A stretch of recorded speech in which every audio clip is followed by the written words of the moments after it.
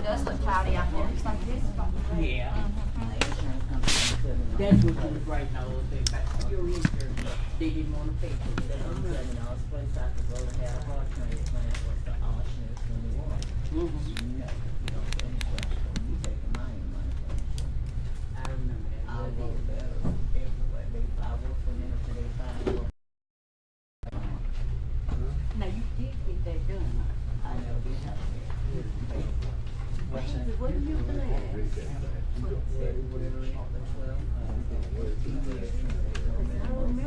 Wire phone. And you know, the church told him like he was on the list and all that. And Ron Walker said that he might not have to have it. Hey man, what's happening back there? Look at all this paper. Look at all this paper. I don't remember that. A tree or two. Tree or two? All the forest. Don't worry. You get a chance to get one day. No, man. You ain't gonna get over there. Here. Yeah, I got you one. Thank you for that. Do you know him? I know him a long time. They let you on. Put this one back there. Yes. 5 or 6 months. Just traveling. It was just the right place. You just like to agitate, don't I live over here. you? You just like to agitate, don't I you? live over here. Come on. I think they edited this. Paris. I think that's all of it. Thank you. Working. How are you? I stayed home. I mean, I didn't go. What you doing that big excavator? I told the next door neighbor you were digging up potatoes. Yeah. It's good to see her. Yeah, it's big. I'm playing for tonight. You know, my boathouse ended up on the street, on the road. That's down there in a storm. Yes. And I finally got my yeah, Jim McGay said, he used to park at the storm just came through. Yeah. And Jimmy had it taped. Luckily he didn't have to. How are you? Luckily he didn't have to. Well, we get me. You could always trace it back to your girl. Oh, no.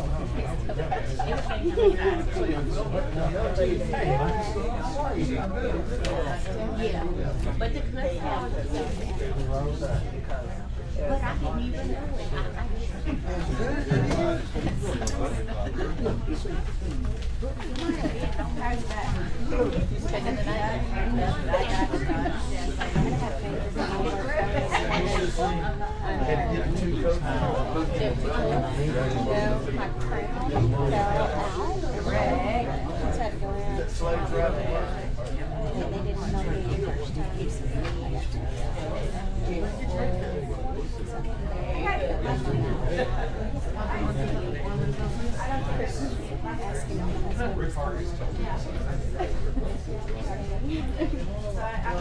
hopefully they won't make me call.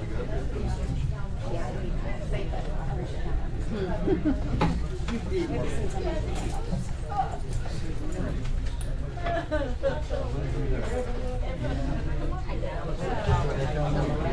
Stand up, you'll be in the frame. Raise your blessing. Oh, no, you're good. Okay, that looks Silly preacher. No, for paper. Okay. That's not.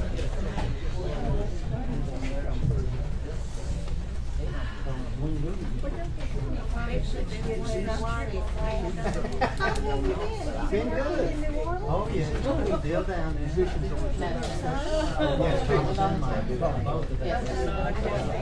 I'll just check it later. Take some pictures. I did think it was joking that night. We had a meeting after. Carrie's daughter. Yeah. I remember when she went. Show you how to do library. I know a little bit about that. My love is there, and I know how.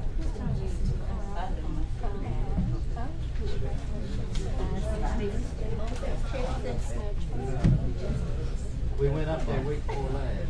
Had a real good time. She's got a scholarship at Tulane.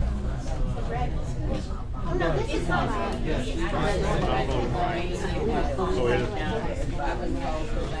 That's close. What about Louisiana? What about Louisiana? My stepfather.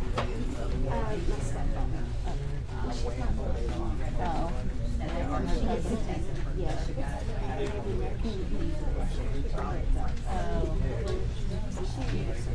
That's the library.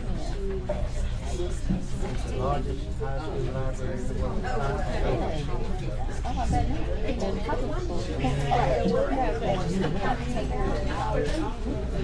It was 236 graduation.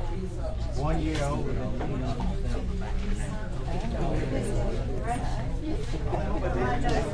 All very proud. That man called me down here when you want. I started Something coming up on what it is.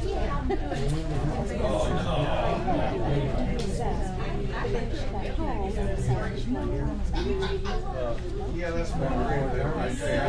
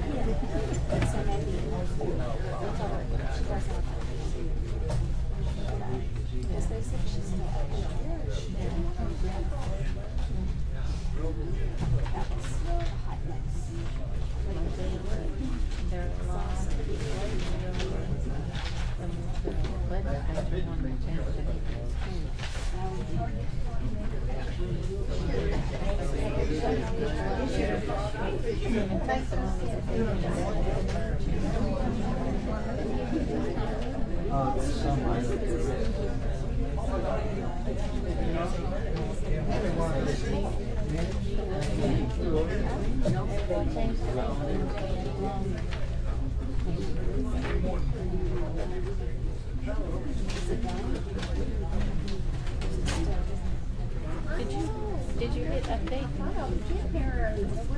I missed the part. No. Can't system work fast. We'll see.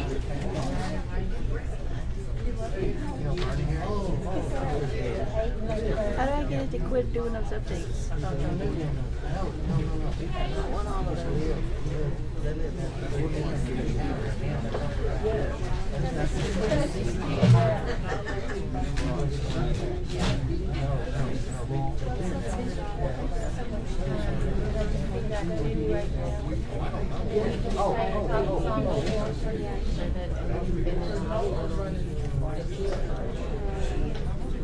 Got another guy.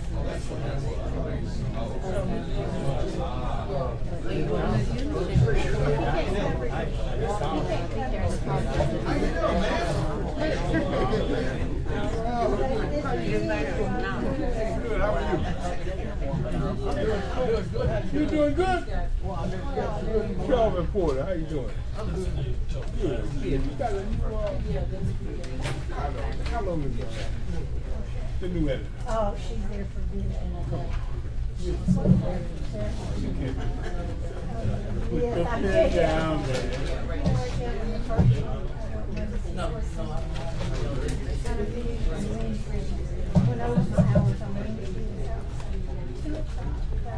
How you doing? Okay. How are you?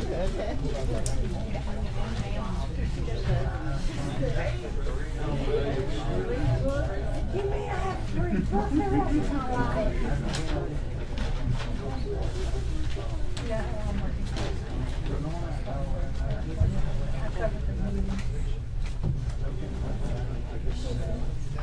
Did you really have the coffee on Tennessee?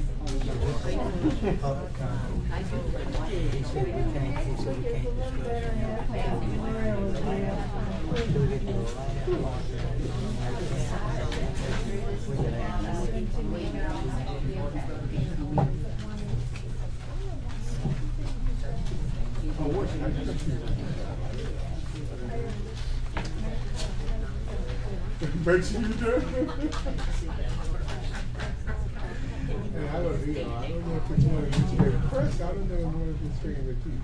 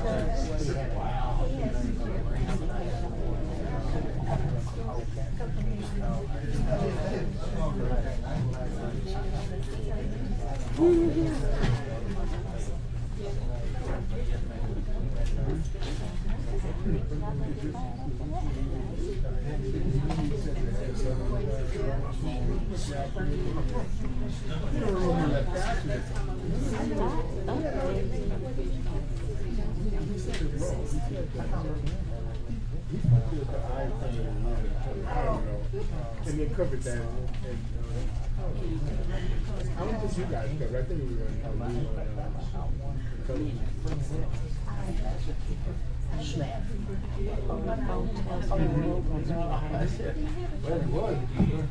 I don't have a church, but I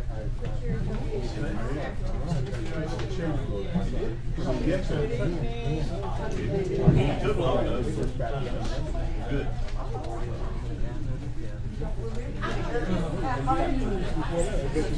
I had to make a second when you walked in. Well, actually, they have a big breakfast. Above ground.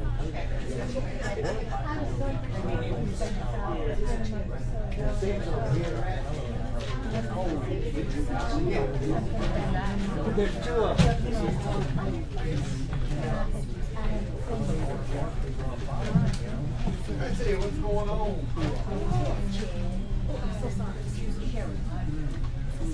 No, we run more. Oh,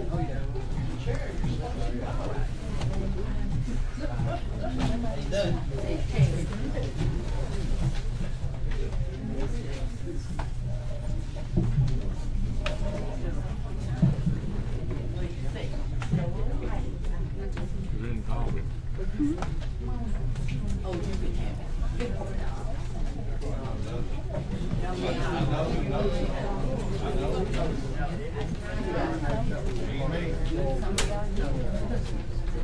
Jesus.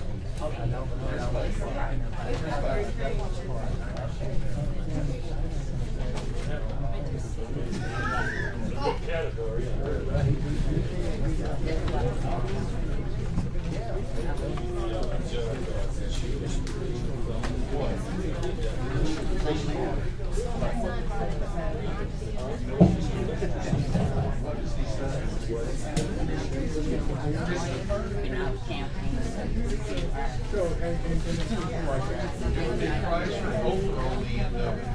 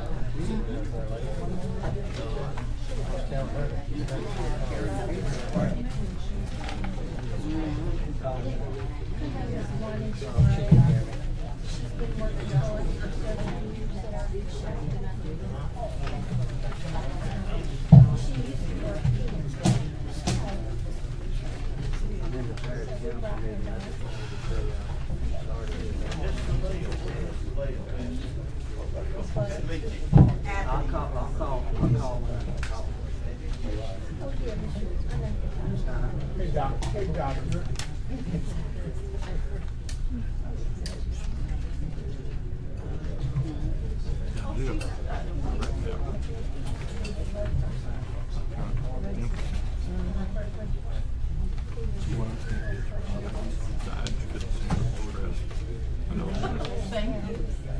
I waited a long time with this.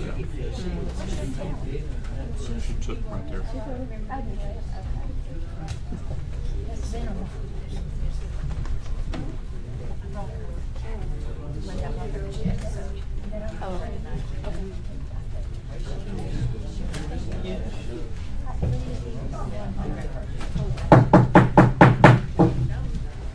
The meeting is now called to order of the Natchitoches Parish Council, June 19th. We will now have the call of order. Roll call, please. Okay, I'm sorry, I'm trying to get started with the program. Invocation, I'm asking Reverend Johnny Davis if he would be kind enough to do the invocation, and Reverend Kevin Porter, if he would be kind enough to do the pledge of allegiance. If we would stand.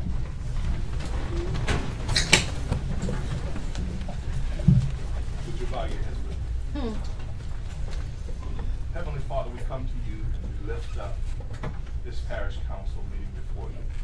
We pray for its leaders. We pray for those that are in attendance tonight. Father, we ask you, Lord God, to grant this council your wisdom, your guidance, your understanding, your direction for the betterment of this parish. Father, we pray in the name of Jesus, Lord God, that all that will be done tonight will be done decently and in order. And we give you thanks for it in Jesus' name. Amen. As we face the flag and put our hand over our heart, and we recite the pledge. I pledge allegiance to the flag of the United States of America and to the republic for which it stands, one nation, under God, indivisible, with liberty and justice for all. Roll call.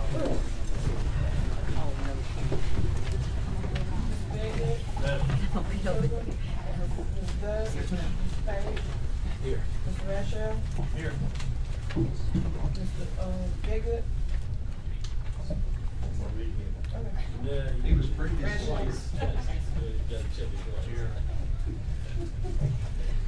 Next agenda item, we will have invited guests, special presentation.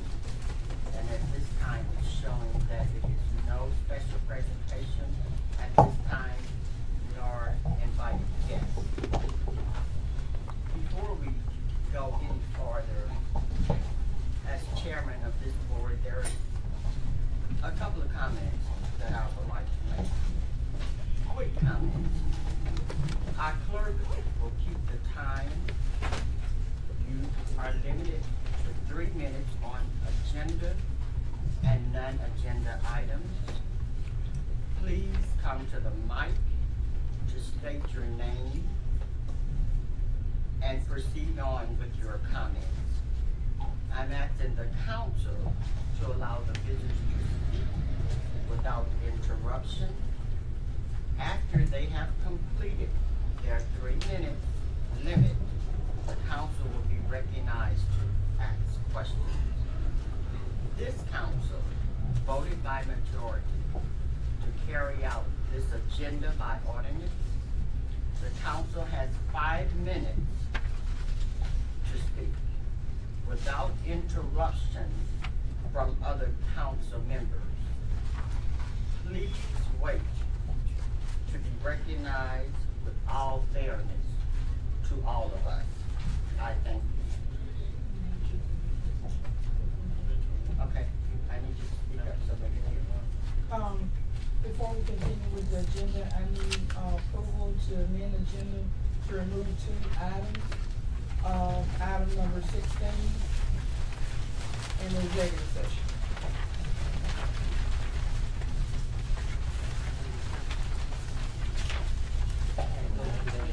Number 16 in the executive session.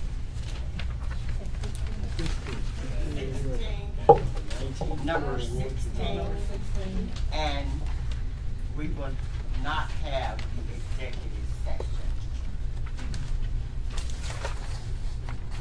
Number 16, while we were removing it, it was already awarded last month. And number, and For the executive session, I let the attorney. My hand was raised on the executive session for the Morgan lawsuit, but I see it's here under other agenda items, number 12. So, You wanna go into the executive session on that? it's not on, it's not on. It's in the The agenda has in the wrong place. Okay, we will go into executive session on the mortgage. Number 12. On number 12. The executive session that says council to consider the Head Start council recommendation concerning the employment of the Head Start doctor. The waive will not be on the agenda tonight. And I want our president to give information on why we are eliminating our executive session. Thank you, Madam Chair. I had originally asked for this to be on the agenda so that we could discuss some action that I had heard had been taken at the Policy Council meeting on June 13th. Very recently, some information is coming to my knowledge that has caused me to need a little more time to review it. And I think that's what we need to do before we go any further. Thank you, Mr. President. And so I requested that we this time. I recognize Mr. Taylor. Okay, let's get some clarification on number 12. That's going to be at the end of the meeting, the executive session. if Ms. Hoover so chooses, she can call it out of order at the end. And number 19 is, omitted from the. We go back to number 12 for number 19. So, I think you have a people here on behalf of number 19, and they need to know that that matter would not be discussed tonight if you understood exactly what the president's going on. If there are any questions, I think it was pretty clear what he said. Madam Chair, do you need, a motion to amend the agenda, moving number 12 to I do. alternate motion? Can I get a second? Why don't we do the whole thing and just say all of the items that has been discussed, the 19, I mean, you can do a separate. Oh, that's fine, whatever. But that's what we need to Go have. ahead, give me that motion. Yeah. I'll make a motion that number 19 be omitted from the, agenda, and number 12 be heard in the executive session. Yeah, and number 16 also. And number 16 be removed. And number 16 be removed as well. Can I get a second? I'll second that. It's been moved and seconded. Mr. Rashaw? Yes. Mr. Page? Yes. Mr. Begley? Mr. Dove? Yes. Mrs. Hoover? Yes. Mr. Chapman? Thank you. Thank you all for that. Reports of the department head, the public works director, Mr. Nick Moran. In your packets that was sent out last week, I had detailed reports of all the work accomplishments in each council district during the month of May. Did want to highlight that the May 28th storm event did result in downed trees on about 50 roads throughout the parish system. We've spent about 10 days of emergency work doing cleanup. Still lack some that's out there. We're getting calls about folks getting nervous about whether we're coming back to finished cleaning up, but we are. It's just a matter of, we need to do some road work in the meantime. We have everything out of the way, and it's not affecting traffic at this point. It's more of an aesthetic thing, but we are gonna come back and do it. It's just a matter of being able to work it on our work schedule. I also want to mention, unfortunately, we're without a grader operator again in the Marthaville and Provençal areas. The employee who's assigned to those areas, to one of the areas at this time, we're kind of rotating so that we don't get too far behind any one particular area. We do have an advertisement out with a June 26th deadline for applications, after which we'll be interviewing and making the selection for that position. The Windrock screenings, we were able to get bids on that. We did authorize last month to not only advertise for bids, but also to award. So we're in the process of making that award. We did also give you information on the award bid for the water mash material at a cost of $6 per ton. I'm not going to go through everything that's on my report here. I do want to supplement with a couple of things that just came into view toward the end of last week. First of all, and I see Mr. Dawson here from the U.S. Forest Service. He made a presentation to the council some months back. If you approved to enter into a work agreement with the U.S. Forest Service for secure rural schools funding. That funding, we were made aware at the end of last week that there's $110,498 available to do improvements on any of the roads that were identified that basically provide access in the parish system, that provide access to the U.S. Natchitoches National Forest. And so we have a deadline of September of next year to expend those funds, but we can go ahead and start working up a plan for utilizing those funds. And then to supplement or to update the information in the report from last week that was mailed out to you, I hold in my hands the completed plans for Cocoa Bed Road to expend the state capital outlay funds, along with cost estimate, along with the first draft of the construction proposal. Those documents, other than review and signature by the parish president, and any comments that our attorney or parish president have on the construction proposal, those documents will be ready to send to facility planning office sometimes this week. So we're glad to have that out of the way so that we can move on to some other things. Do we have the matching funds that we need to? Yes, ma'am. Yes. Do we have the matching funds? Yes. I just want to make sure that goes on record that those funds are available. I recognize Mr. May. You said that the same subdivision is that project incoming? Okay, well, I just need to hear that, you know that. Yes, sir. Because at the last meeting, we talked a bit about matching funds may have been a problem. And in the last 5 to 6 years, we never had any problem with matching funds. And I had our clerk to pull the records on that to make sure that none of us was confused about that, because there was never a problem. And at the last meeting, it was stated that, you know, matching monies, that type of thing, you know, and we've never had a problem.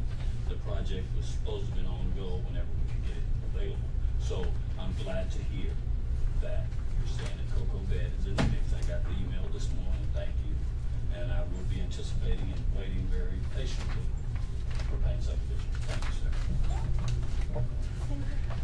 Yes. I need to ask the attorney, can I take questions from? Okay, I need you to come, Ms. Roy, I need you to come to the mic, Never mind. please, please.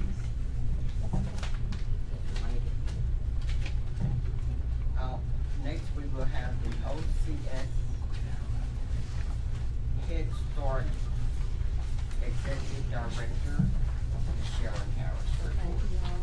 You all received my packet in the mail.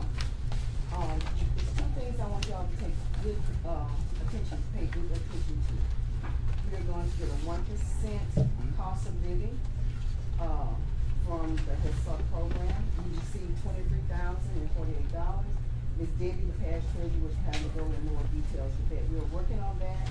It's due to the regional office by June 30th. Next, we also did start the summer feeding program. And as you can see in your packet, there's a listing of all the sites that we're doing. It's a very good program. We have been doing this program for over 15 years. So it's growing. We're trying to reach as many children as possible. The services is for children from 0 to 18 years of age. We're doing it, as you can see, we're doing it at some churches, as well as we're kind of collaborating with Cedar Nag to provide during their camps. Any questions? I did have a Yes. question. Is that amount going to be 23,048. That's the total? Yeah, yes, you have it, I have it in your hand. At this time, we will have our parish treasurer, Debbie Miles. Good afternoon, everybody. Your packets, as Ms. Harris said, I also included the same thing, but a breakdown of how we're gonna go, and I think it's an agenda item also for y'all to vote on later, because it is due June the 30th. Everything else I've sent y'all as far as the rest of the Head Start from the meeting, and also the inmate report. Were there any questions on any of those? Your item is for an introduction only tonight, is that correct? No, this has to be voted on by the 30th. We didn't get it till the 2nd. So that means we're gonna have to vote on it tonight. Any other questions? At this time, we'll have our report from our parish president. Thank you, Madam Chair. Just a couple of things. The special session number 2 of the legislature this year concluded on Friday afternoon, and the Council Bill 2 included funding for 5 parish projects that are shown in your report. The Cocoa Bed, Fish Hatchery Road planning phase, the courthouse security improvements, phase 1 of Payne Subdivision Streets, which is now back up to $500,000. You know, it's bounced around at different amounts, but it's at $500,000, which is about half the money we need, plus the our local match. And then the Old River Bridge planning and construction. That one is not enough for the complete project, but we're working on it to try to get the rest of the money down the road. The projects were put into the bill. They've been in the bill previously, but at a time when things were disappearing left and right out of the budget in Baton Rouge, our delegation hung tough down there. And I sent 2 senators and 3 representatives, and we survived the session without any cuts and actually got Payne Subdivision moved back up to $500,000. So from that standpoint, I found it was a success. As Mr. Brad just said, we'll be submitting Cocoa Bed plans this week, and we'll be moving on to Payne Subdivision. And later in our agenda, we have the final vote on our budget amendment, which will allow us to hire an engineering consultant to go ahead and get the Hampton Road projects plans done. We've been in correspondence with a couple of different state agencies concerning some alleged legal improprieties with Fire District Number 1 in the past, and I talked with the Legislative Auditor's Office again today, and they've requested some additional information, which I'll be sending to them. Later in the agenda, we have 4 resolutions and 4 ordinances deal with a proposed road tax for the ballot on November 18th. And since those are on the agenda, I won't go into great detail at this time, other than to say that the way it's structured is that there will be 4 road districts. Each district's vote will be counted separately, and will be voted up or down by the people in that district. The district passes the tax, the money raised can only be spent on roads and only spent in the district that pays the tax. So that's my report. Can I ask 2 questions? Yes. What is the amount that we have available in the Old River Road project? I'm sorry, I didn't read out the numbers. It's $610,000 in state dollars. But the project estimate is somewhere, that's not even quite halfway. If you put the local match in, it gets you about halfway. The initial proposal several years ago, many years ago, was for a quite lower sum, but that was with the idea, I think, of going back with a bridge similar to what was there, and the state will no longer allow that, the standards changed, and so it has to be a much more substantial structure. And that's the reason, I think the latest estimate I saw on that was something in the neighborhood of, it was over $1.5 million. And I said, question, would you please be kind enough to share the information that you have been working with the auditors, the legislative audit, our DA, with Russell and I, since we are a part of that committee? Let me, thank you, Madam Chair. Yeah, the information that's been shared with the state agencies concerns certain expenditures. I'd rather not call out any names. Certain expenditures made by the fire district over the last few years. I'd say primarily in 2015 and 16, early part, and whether or not they were in accordance with state law. And the other item has to do with allegations concerning certain violations of state ethics laws with regard to the employment of family members of board members, that sort of thing. So I think that's enough right there to say that we're providing the information, and then they're a lot better than I am at investigating. They'll come back and tell us if there are violations, exactly what they are, and then that's when we would then turn it over to the law enforcement if there is a basis for to support that. Again, please be so kind to let Mr. Rachel and I have a copy of what's being sent. We just want to stay abreast that you have it. Am I correct, Mr. Rachel? Because we have people in our district who are asking 100,000 questions that they want answered, and we cannot provide that. I would be pleased to do that, and just understand that this is an active investigation, and at this point, it's not public information, because if it turns out later that something was not a violation and you harmed somebody, you have to be very careful. I will go on the record and say I wasn't at the meetings that y'all were, so whatever information you have and you have turned over, leave it just like that. I don't want a copy of it because I wasn't in on the investigation. And I'm not gonna be drug into it if I wasn't there. Well, I was okay, so I'd like to want whatever information that can be provided. Yes, ma'am. Okay. Any other questions? Next agenda item, adopt the minutes of the regular meeting of the Natchitoches Parish Council held Monday, May 15th, 2017. I offer to hand that second. I'll say it. Mr. Gary? Yes. Ms. Bradshaw? Yes. Ms. Baker? Mr. Dunn? Ms. Silver? Next agenda item, appointments of boards and commissions. Council to consider reappointing Ms. Linda Jenkins to the Natchitoches Parish Library Board. I'll offer that too. Mr. Page? Yes. Ms. Baker? Yes. Mr. Dunn? Ms. Silver? Ms. Bradshaw? Yes. Next agenda item, this will be the first introduction, and this is for introduction only of proposed audits. Council to consider introducing ordinance 18-2017 to change the location of the Head Start Policy Council meeting to the Parish Council Board Room, and to otherwise provide the respect thereto. Council to consider approving an ordinance number 19-2017 creating Road District 1 of the Parish of Natchitoches, State of Louisiana, describing the territory to compose the district and the boundaries thereof, and providing for others matters in connection therewith. Council to consider approving an ordinance number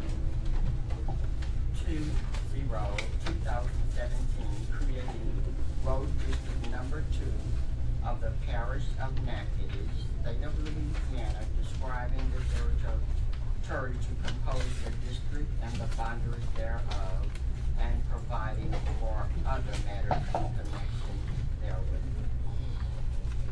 Council to consider approving an ordinance number 21-207, creating road district number 3 of the parish of Natchitoches, state of Louisiana, describing the territory to compose the district and the boundaries thereof, and providing for other matters in connection therewith.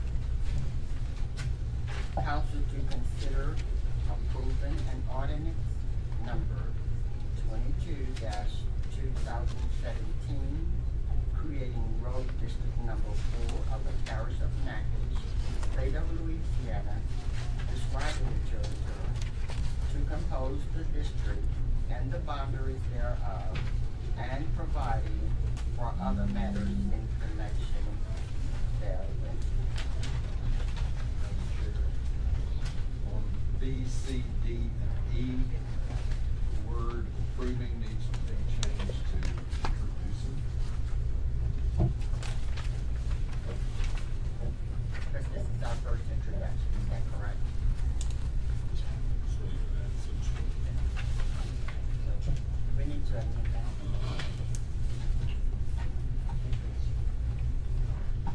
And then we'll of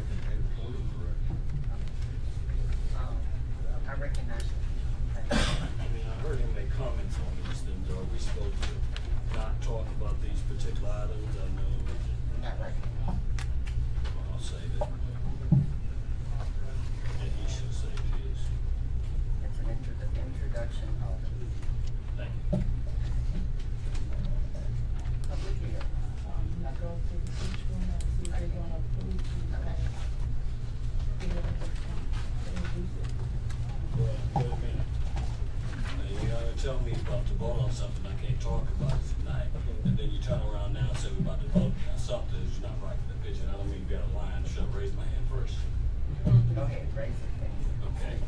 Now, I mean, that's the question I asked. We're gonna discuss some of these issues before you talk about, reacting, we're gonna act on any of this tonight. From my understanding is that we are going to introduce it tonight. We will vote on it if we are going to introduce it. Is that correct?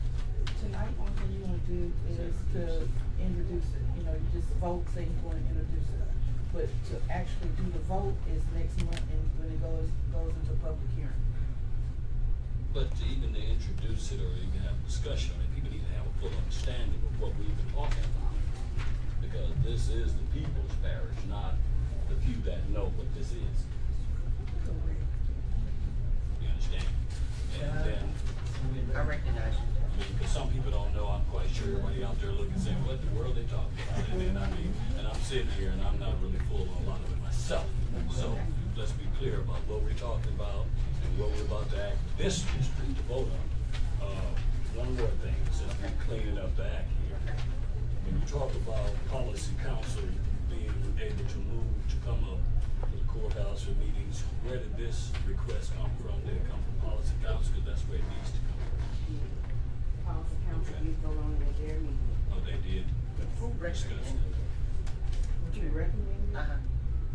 To the policy I would council. have to look at the minutes, I don't know who was the one that actually, asked for it. I would have to look at the But that's minutes. good enough for me that they voted on it They and come from did. there. I just didn't want, It's in their it's- minutes, I can. We have to deal with that. Well, and that's what I'm talking about. We have to deal with that.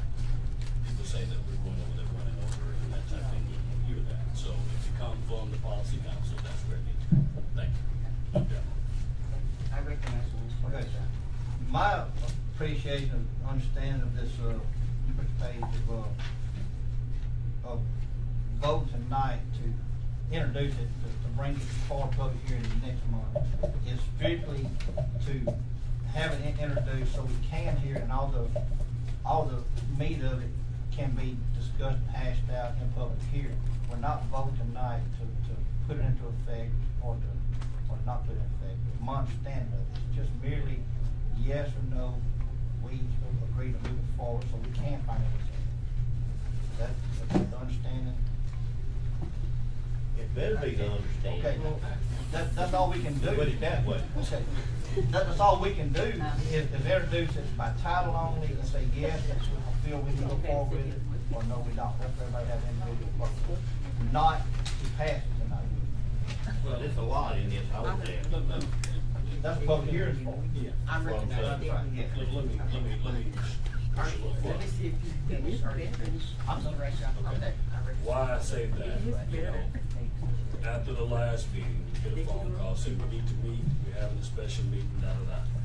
Fine, I don't have a problem meeting anything, I had planned to go out of town on a little mini vacation type thing. And then we rush and saying, we're gonna vote on something, put it on there, quick to vote on it before November. I mean, it's just not geared to operate in that fashion, you understand? I mean, when we're talking about taxpayers' dollars, we're talking about this would be a parish-wide vote. Okay, how much would that cost? All of that need to be discussed. Have you talked to it? There's already an election on the ballot. Okay, so it won't be just singly that. Okay, so that would share some of the costs. You know, I mean, it's a lot of things need to be discussed for us. I mean, questions I got. So, I mean, I just don't like the rush job. Let's vote. November's coming up. You know, hey, let's get on the ballot. Now, I mean, it's just not, the smell test just don't fly. Thank you. I'm sorry. Any other questions? Mr. Bigfoot, I recognize. I have just one quick. They don't have to answer it tonight, but this all can be discussed when it goes out. My question is, to whoever who draws this up, I wanna know why my district, part of my voting district that elected me, is put into another district under the tax levy. I don't like that, period. I'm gonna make that plain tonight. That's a no-no as far as I'm concerned. Half of my district is gonna be put under somebody else. I don't like that, I'm not voting that way. Another thing is, property tax is not a good tax, period. Let me just say it that way. You're gonna be paying for somebody that don't own anything if you own property. That's just the way it goes. So that's just a couple of things I had. I didn't get a chance to look at it. I did see this. I can't read it because it's all scribbled up, blurry. Can't even read the names on it, but my district goes down on part of the way in here, and my district is not even, part of mine is not even here. It will go in somebody else's district under their tax plan. They voted me in as their representative. Sorry, I just don't like it, okay? So, Mr. Bigfoot, you will have the opportunity, because we Next will, month. to say whether you are going to let it be introduced or you're not going to let it be introduced. So we will have a vote for it to move forward or not, and that will solve everything. Before we go any farther, I want to just think everybody's talked about what they wanted. I see the introduction of the Head Start. We talked about the policy council. I've gotten several calls. We are not directly involved with Head Start, but several parents said that they live in the community and that Head Start was there and it was convenient for them because they even walked their children to school at Head Start, most of them. And their question to me was, why are you all trying to do this and we don't have transportation? And I'm gonna tell it to you just like they said it to me. You all have good cars and can get to here, and we're supposed to walk to the policy council. So if it's designed for the community, I'm gonna be against it because I want to see it stay in the community. So this request is per policy council members. Well, it was voted upon, so I can. Like I said, I'm just only, I really don't deal with what policy council says. I'm just giving you what several parents have said to me. And with my feelings on what they were saying, I certainly understand, it is a community. That's why each, kid story is in each community. And the meetings? Yes. Okay. To stick with this, with our order of business, all that needs to be done in public hearing. Okay. Well, everybody had their say. I understand, but Everybody just had their introduction say. only, we're off topic, we're out of order. That's if we want to entertain. Right. Understand, If but, we vote not to be the one of these. and that's a dead deal. Exactly. All right, but we Thank need you, to sir. introduce it on. Thank you, sir. Thank you, Mr. Rashad. I recognize our attorney. If I will make a point of information, the reason for the first introduction is to put the community on notice that at the next meeting, they're invited to a public hearing to come in and express their views, their opinions for or against. So this is the council notifying the people of the parish that it will hear this at the next meeting if you all vote for first introduction. So you're calling people in to speak on it and express their views.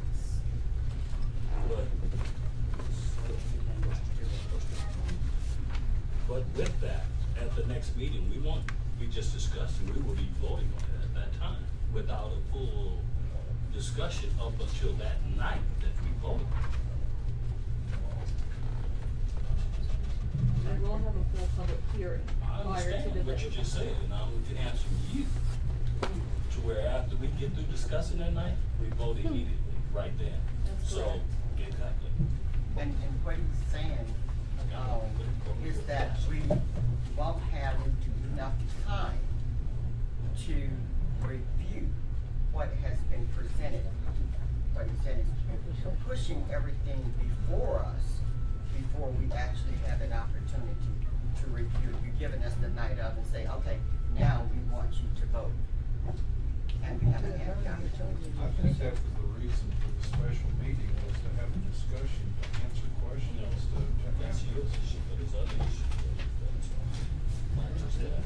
Well, my feelings with that is simply this. I could not be to the meeting. Chris could not be to the meeting. Mr. Biggs could not be to the meeting. Then, when it was called, the meeting was called, we got an email that says that we wanted to have a meeting. And we contacted, the clerk to let her know that we could not be there. I spoke with Mr. Nolan, and he said that he was gonna get back with you, Rev, and try to get other dates. But the next thing that I heard from him, that it's supposed to be a meeting. I was not informed of that meeting until that day. And certainly, I could not just, I can't change my schedule just like that. Madam Chair, I understand what we're doing, what Mr. Faith was saying. The thing is, the way, by Robert's Rules of Order, this has to be done this way by law. Okay? Oh, hold on. I've got a little time. Okay, now, whether I like it, you like it, whoever likes it, that's the way by law it has to be done. And when I was part of the illegal meeting, so we need to move on and get off of this, quit beating the dead horse, because we're gonna stick to the law, okay? Let's do it. Okay. Madam Chair. Okay, I didn't, I'm sorry. I apologize. I was gonna wait till after the council. Just a couple of quick comments. The special meeting was held on the 8th of June because we had tried 2 earlier dates and we had problems with it, and we finally decided we were gonna call a meeting, and those that come will come. As far as not having time to review the matter is that we've got essentially a month between tonight and the next meeting to review the data. I'm sure that Councilman Grassmarie will provide the information that you need, and I'm I'm aware of certain, data too that I could support, so that we don't have to wait till the next meeting to get involved in looking at what's being talked about here. If you decide not to introduce the ordinances on the road tax tonight, you're saying, basically, we don't want a road tax this year because of the schedule required by the State Bond Commission and the Secretary of State. It's a fairly tight schedule. We went through this before with the sales tax. And people said, no, we're going to introduce these ordinances tonight. You're basically saying, no, we're not going to make a decision, or we're making a decision on this before we even get the information. We will move on, and we will have a vote, and you can decide whether or not you want this to move forward, or we can just close it down tonight. Council to consider introducing ordinance 18-2017 to change the location of the Head Start Policy Council meeting to the parish council board room to otherwise provide with respect thereto.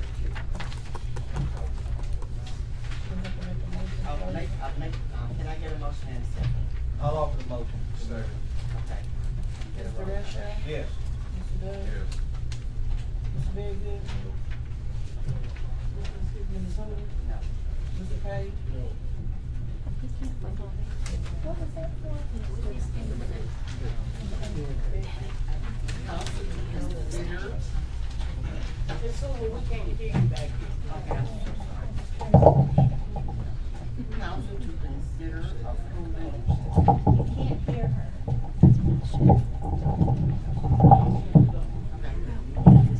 Council to consider, can everybody hear me now?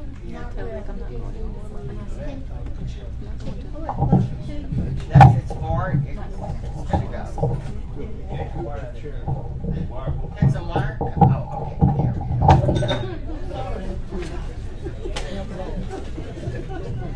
We need some people quick. Council, can you hear me? No. Council? Okay. I was off, the mic wasn't on.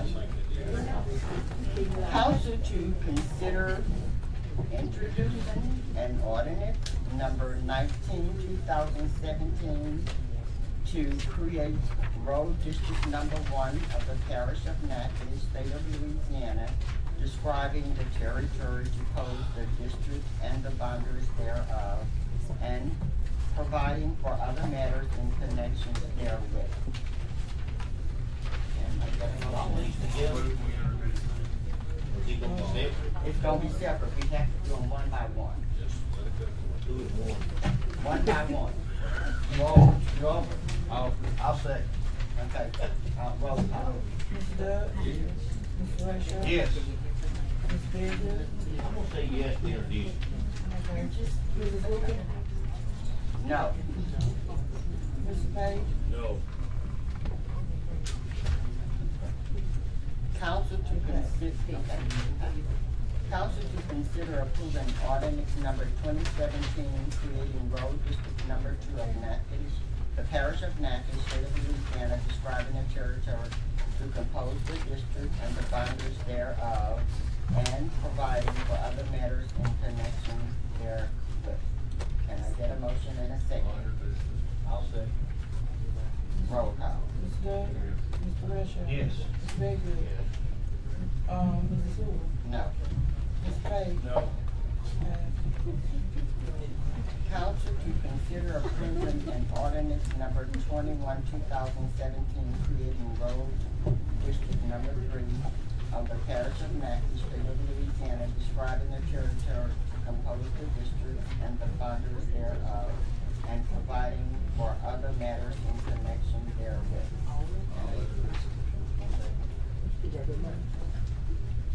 O'Dowd? Yes. Mr. Russia? Yes. Mr. Biggood? Mrs. Hoover? No. Mr. Page? No.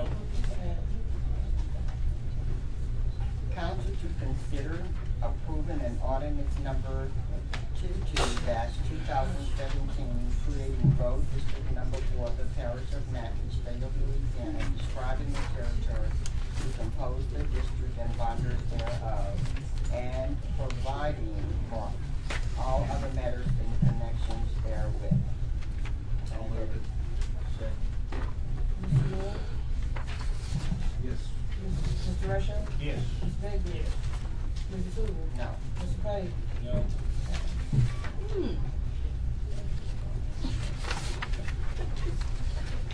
agenda item.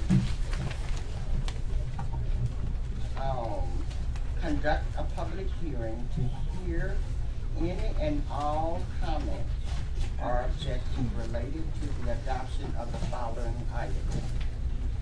Council to consider adoption of ordinance 15-2017 to amend the 2017 operating budget for the parish of Natchitoches related to Hampton Road improvement fund. Council to consider adoption of ordinance 16-2017 to adjust revenue of insurance claims to add line items for expenses for building and grounds, Windrock Stream, and to adjust line items of gravel, Windrock, and bottom ash. Council to consider adoption of ordinance 17-2017 for part-time parish engineer for the parish of Natchitoches. It is now open for public. I'll make a motion. I'll make the motion, Chair, that we open it up for the public comment section. It is now open for a roll call, I'm sorry. Mr. Parish? Yes. Mr. Dunn? Yes. Mr. Benjamin? Mrs. Tillman? Yes. Mr. Bradshaw? Yes. Ms. Oakley? It is now open for discussion. We're going to do it one by one. One, you want to, okay, I'll recognize you. Number one, council to consider adoption of ordinance 15-2017 to amend the 2017 budget for the parish of Natchitoches related to Hampton Road improvement. Okay. I got 5 minutes. Yes, sir. They clock me. A full 5 minutes. I think I asked a question in the last meeting about the money for Hampton Road, and the response I got was it will not cost this parish government anything. Don't shake your head, I said that's what it was. Y'all told me no. I think we can go back and look and see. If I'm not right. Might be wrong. Okay. But now I come up and I read in the packet where they're gonna have to come up with $200,000 out of the highway department, is that right? 180 something thousand, it's gonna come out of our fund. I don't know where we're gonna get that money since we don't have money to grade a road, we don't have money to put out rock, we can't patch potholes. I got people breathing down my neck cause they can't even get a road graded. And I don't see where we're gonna come up with $200,000. Why cannot that money come out of that million and something that they give us? I'm good. Okay. I just had to quit. Okay. It's a good question. That's a good question. They're giving us a little over $1.3 million for construction on it. The agreement said they would provide the construction money, but no money for engineering, for the planning and design. You mentioned $180,000. That includes $50,000 of the first construction money, which we will recover. Okay? So it's really the net cost to the parish. It's a lot of money still. It's on the order of $130-something thousand would have to come to do that. We put up 130, and they give us over $1.3 million. We don't put up the 130, we don't get the $1.3 million. It's that simple. And I understand what you're saying. It's got to come out of the budget somewhere. It actually does. That's the choice we have.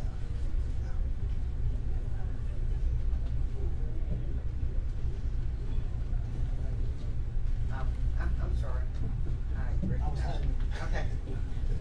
Mr. Baker, there is another option, and that is to do the work in-house as we originally planned. It's just a matter of we can't do everything at one time, and so if the parish is, if everybody's willing to wait until I can get to it, then I can certainly do the work. It's just a matter of we kept hearing all the objections that we need to be spending the money, and so this was the alternative approach that was come up with in order to expedite the design work. But there's certainly that other option out there. I That just don't see so- where we have that kind of money to spend.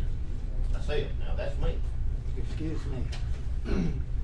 Okay, let me recognize Let me. I need to recognize. That's where I was going. Okay. That's exactly where I was going. Well, We to can't recognize, hear- our visitors, we represent them. So they talk first and then we talk. So I will recognize you. Go ahead. Good evening, my name is Thomas Tubry. I'm a resident of Hampton Road. It's the third option. It's called a writ of mandamus. Would you mind explaining what a writ of mandamus? I'm not sure what context you're asking that question in. There's been an agreement between the Red River Parish Waterway and the Natchitoches Parish Council to perform this job.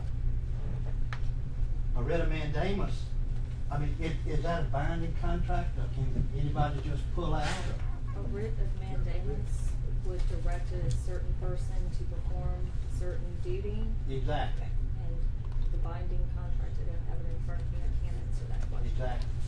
Well, in my last meeting with Mr. Allen, and you might have seen it in the paper, I put a letter to the editor that said I would wait 8 weeks to not file a writ of mandamus. I'm not gonna wait any longer because it's been over a year. Mr. Allen, did the Red River Waterway get notified that it's been over a year since you all entered into that agreement? That was part of the email that I sent, asking that they be notified. No, I did not know. Okay. Well, to put it short, It's still I'm gonna a- go it's ahead still a and file. valid agreement. I'm gonna go ahead and file a writ of mandamus against Mr. Allen and whomever else it might take. It's been over a year, and the money's not gonna be any good. We keep waiting and waiting. The explanation by the Director of Public Works is, I mean, that's, what is that? He couldn't even keep the road from being destroyed when they put in that pipeline. Nobody come out and look at it until I notified that there was damage being done to the road by the contractor. I have pictures of it and all that. So whatever you all decide to do is whatever you decide to do. And I appreciate your service to the community. Hopefully we'll get this done. But I'm not gonna wait any longer. I'm gonna go ahead and file a writ of mandamus. Thank you. Thank you so kindly. I recognize Mr. Page, and I apologize. So sad to see Mr. Truber leave so suddenly, but last time he was here, been a few years back, it wasn't so pleasant. We had a kind of rocky start with another member that's just slipped off. I was looking at Mr. Roberts. I know he's been up here time and time again with this particular project, and I kept begging for him to come forth. I didn't know what Mr. Truber was about to offer, and that's why I was looking at you. We've gotten so sidetracked here, talking about hearing from the council. These people live out there, and I'd much rather hear from people than to sit here and have all hands tell me what we can talk about, and then we fix the cancel vote.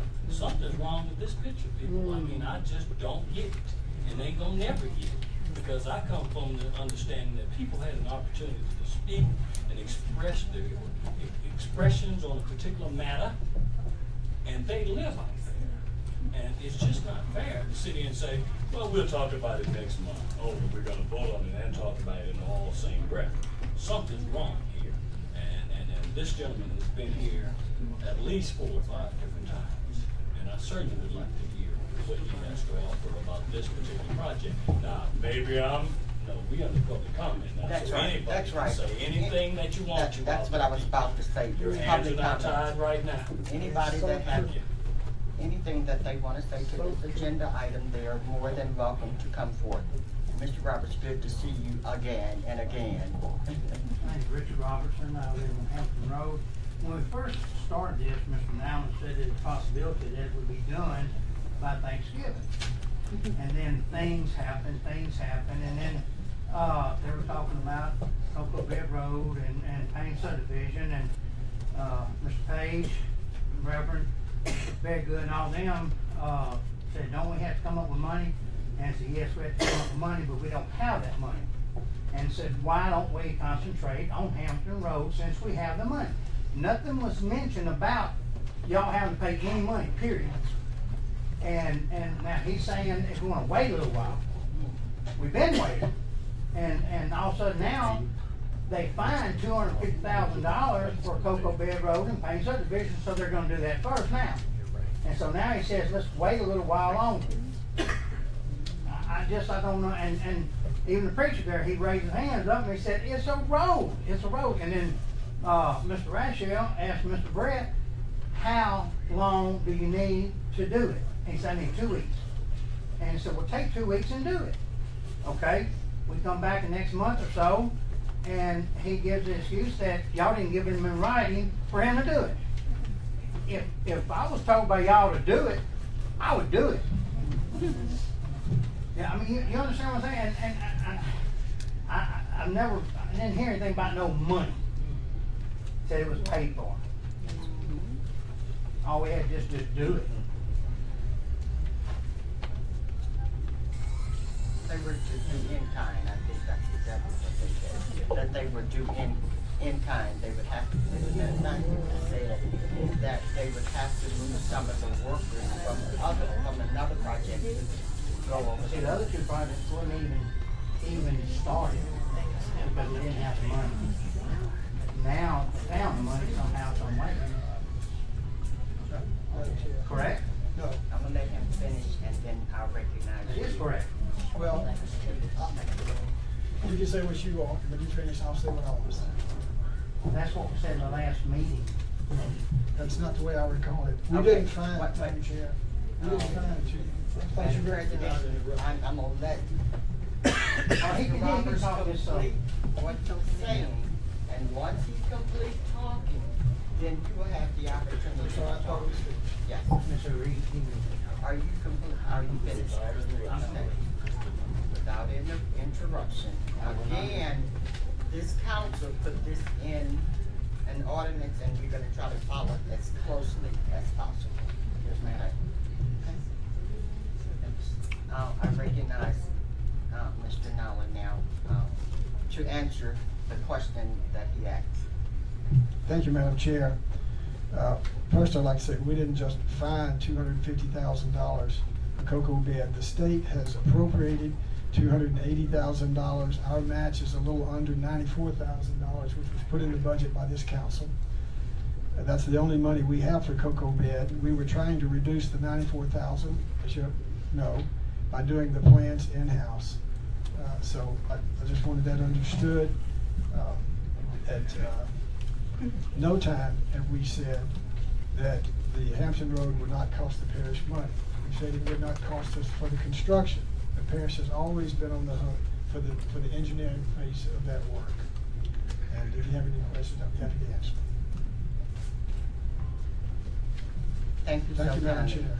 I'd like to recognize this lady with this beautiful, I like that blue top. Okay.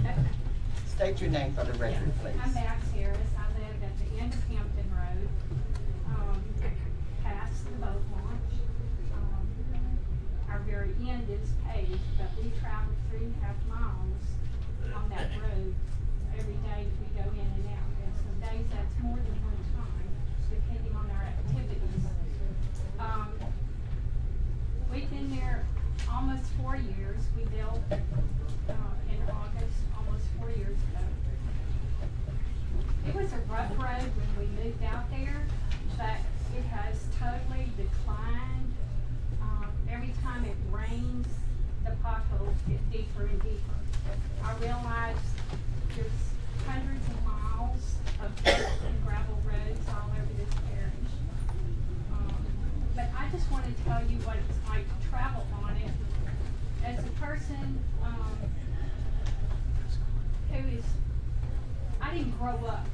driving on dirt and gravel roads. Let's just put it that way. There are times that I'm going this way, and that way, and crooked, all at the same time. In the last couple of months, with the people who have gone mudding on our roads, it come down to one lane. That one lane happens to be right next to the water. Then when you start going into potholes that are this deep, I feel like I'm about to go off into the water. It's very uncomfortable for me to be driving like that. Even, going slowly, everything else. I want to explain that there is a need. I know there's a need all over the parish, but we have some money to work with. And, I haven't wanted to complain about it because there's so many other people in the parish that are dealing with the same thing. But I do want y'all to understand, I know you've heard it thousands of times from all these people who come up here and talk to you about their roads. They're real live people that deal with this every day. And, if I go into town to do some work and I come back and then I do something at my house for a little bit and then I'm going back into town to go to church, to go to choir practice or, whatever. But I'm traveling that more than one time. And honestly, when rain comes, like the storm that we've just had, it's just scary for me. And I want y'all to understand that I know you're all out there with, you're representing people all over, but we're not driving on a road that has any stability to it. And we're picking and choosing. We weave all over the road trying to avoid the worst potholes. Not all, we can't avoid all potholes. We're trying to avoid the worst ones. When it rains, it just becomes a field of water. And it's slushy clay mud. It's not, you slide on it. So I just want to give that viewpoint. I appreciate y'all seriously considering that, yes, we've got money for construction. We do need money for the planning. Y'all can quibble in and out about who's going to do the work. I personally have been there 4 years plus the 2 years it took us to build. We've been traveling that road for a long time, and it's discouraging to know that there is available money for construction. I don't know how to make that engineering happen. If you need an outside consultant, but just please consider it. I thank you so kindly for coming out, and I do feel your concerns, as well as I do many who comes in from Bermuda Road, who you should travel there, and I think you would have a different, and I hear your concern simply because the money has been there. It's the difference in saying that they don't have money to do a road when money has been allocated for that road. So I certainly thank you, Ms. Harris, for coming forward. I'd like to recognize the gentleman that is sitting here. I'm Bryce Harris. That was my wife that spoke. There was comment made to Mr. Dewberry about a year. I don't understand what's a year. I think y'all have had this money. Y'all have had this money for 3 years, more or less. Am I wrong? Well, I have to ask somebody who's been here 3 years. I haven't been here 3 years. It's 3 years. It's It's not somewhere on last somebody's year. paper when it got up here. It's on But it hasn't gotten done. Don't point fingers at anybody else. I'm pointing fingers at y'all. Turn around and point it at yourselves. Get the job done. Get it built. You got free money and you can't, you're ineffective. Hearsay is people are going to be building out there as soon as roads done. You're missing tax revenue because you're not letting people build out there.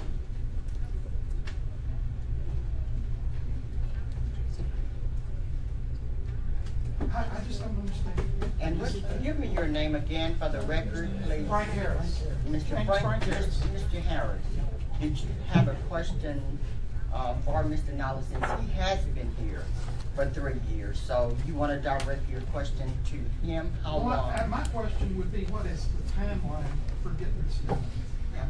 Whether Nick does it or an outside engineer does it, it looks to me like you've got to solicit proposals. Then the council has to act to select a design. Then you got to get it designed. An outside consultant's going to take a while. I don't know if it takes longer for an outsider than Nick. Then you got to advertise for bids, assuming this number of bids. Then you got to negotiate a contract. Then you got to mobilize. Then you got to build it. It's not going to happen this year. I don't know what people are thinking, but it's not going to happen before weather hits this year. In my opinion, I don't build roads, but my opinion, it's not happening soon. Are you finished? Yes, but I'd like a timeline. Okay, you'd like a timeline? I recognize our president. Thank you, Madam Chair. I think Mr. Harris is very knowledgeable about these things as a professional engineer in the state. And he's correct. If this is approved tonight to use a consultant, we could have the proposals and a recommendation ready for the council at the next meeting, but that's the July meeting. And again, it takes, it's going to take several months, a few months for the guy to get out there and do the plans and specs. So he's entirely right. It's be very problematic to get anything done, actually get it done. We'd have to be very, very fortunate. I would point out that 5 years ago, and some of you may have been members of the police jury then, but 5 years ago, the police jury entered into a contract with a neighborhood in that same area of the parish off 494, in which the neighborhood homeowners association in the parish overlaid a road down there with approximately 50-50 split on the cost. And this is a situation where we're getting 90%, better than 90%. So we're not going to get any better deal than that. If we don't want to do it, that's fine. There are 5 votes here, and I don't have one of them, but I would point that out. It does impact the highway budget some. There's no question about it. But it's a decision, that if we're not gonna do it, then if we decide to do it in-house, then it's going to be one of those deals. We wait till Mr. Brett can get to it. And we've already said that the next thing he's going to do is Payne subdivision, so that will delay the project. Thank you. I recognize Mr. Rush. I have a couple questions here on this item that we're considering to vote on here tonight. I'm confused on page 6, number 14. It looks like we're doing the same thing over again. I may be looking at it wrong, but it's Hampton Road all over again. Is that 2 different items? Page 6? Yeah. The first one. That's direct. Anybody want to answer? I don't know.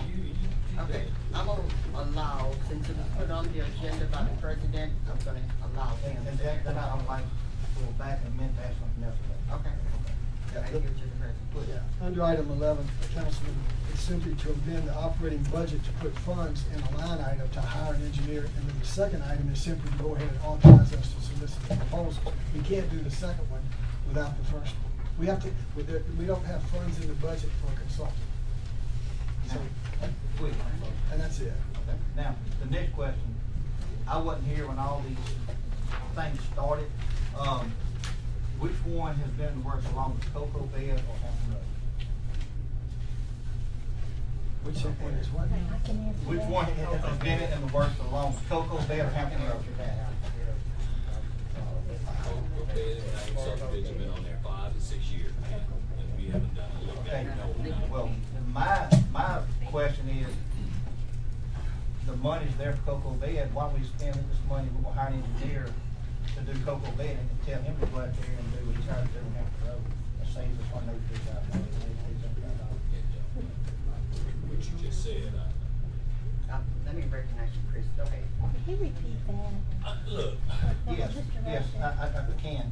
Okay, well, you say that again. If Cocoa Bed Road has been in the works for the longest, and we know the money's there, matching funds and all this, and he just at the beginning of his report here, he says that he should have the planning and control next week, then why don't we my question is, why don't we spend $187,000 on something that is newer than Cocoa Bed? We've been promising these people paint subdivision Cocoa Bed for years that it was gonna get done.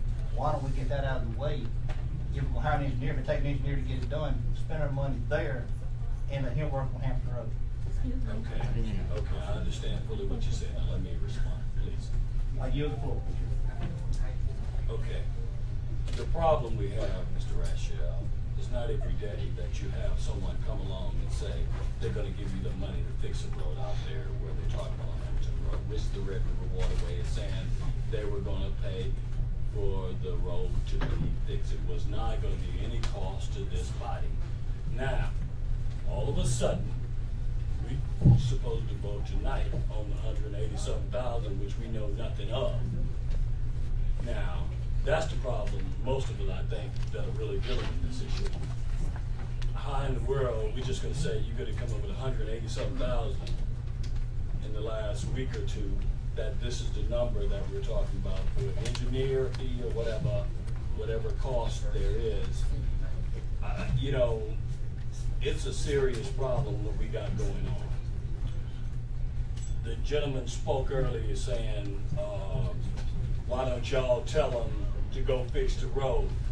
I put on the agenda item tonight about giving a direct order, and I knew it was wrong when I called the clerk to tell her to have the president, the engineer, the highway director. I knew it wasn't legal. I knew it wasn't right. But if that's going to get your attention to have a discussion about fixing Payne subdivision, we just gonna have a discussion. Now, the problem we got here, we've been talking about fixing roads in this parish for 5 and 6 years on fixing some road, and everybody's coming up here. We've never had such a problem like this to where it has gotten so far out of control to where even the gravel roads, the potholes are not potholes anymore. Like I said last month, they're craters now. You can probably put a body in them. It's that bad. Now, we sit here, beat this thing up. I don't know where in the world we're going to even possibly, and there's Mr. Harris and you guys, there's no way. How can we sit here and then the attitude is that, well, if you want the project done, you vote for $187,000 tonight and it'll get done. Well, come on. You just don't do people that. We're here serving people. We've been told that it wasn't going to cost anything. No cost. And those were the comments that I remember. Those are the comments very well. And I can tell you, we got tapes. You could pull them up, Cheryl, tomorrow. We could go back and find these tapes. Hey, we're recorded here. Now, it has been told in this kind of, wasn't going to be any cost. We can go out and fix Hampton Road. Now, that's all that we're saying.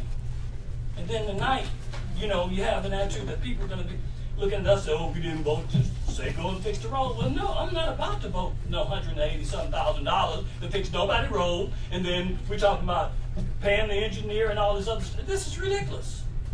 When are we going to open our eyes? We got a serious problem, and it needs to be fixed. You talking about voting on a road and a tax thing, which people want to vote on. Believe that. Okay, let me recognize you. Honey, state your name. Okay, my name is Alfreda Baker, and I stay out in Payne subdivision, and since that area is where I live and it's in question today, I feel like I need to speak out for Payne subdivision. Payne has been in existence for over 50 years. Not one time since the beginning of Payne have we had decent roads. We've waited long enough to have decent roads. So why should we, now that we have money to get at least part of it done? What's her last name? Baker. Miss Baker. Why do we Miss have Baker, excuse me, please. And I don't want to really interrupt you, but right now we are talking about Hampton Road. And and let me tell you, let me explain something to you. And certainly I understand where you're coming from, but we would be in violation here on this council. I've never been in jail in my life, and I don't have no money to give the state, so I'm gonna protect myself too. So, and this council, You can talk when it's time for visitors on a non-agenda item, but right now, we are on Hampton Road. Okay? And I'm gonna have to ask you to please don't go any farther because you're gonna put us out of violation. And I'm sorry, I hope that you can understand where we are as a council. Thank you so kindly. Mr. Page. We talking about violations and all this kind of stuff. We sitting here talking about Payne subdivision, we talking about Cocoa Bed, we throwing all these names out here, and then you tell this lady, you're not supposed to comment on that. Well, I mean, in regard, where's the violation? Because we are discussing Payne subdivision, Cocoa Bed, which project was first, came out of you, didn't you? Okay. We got a problem. Yes. Now, okay, let me say,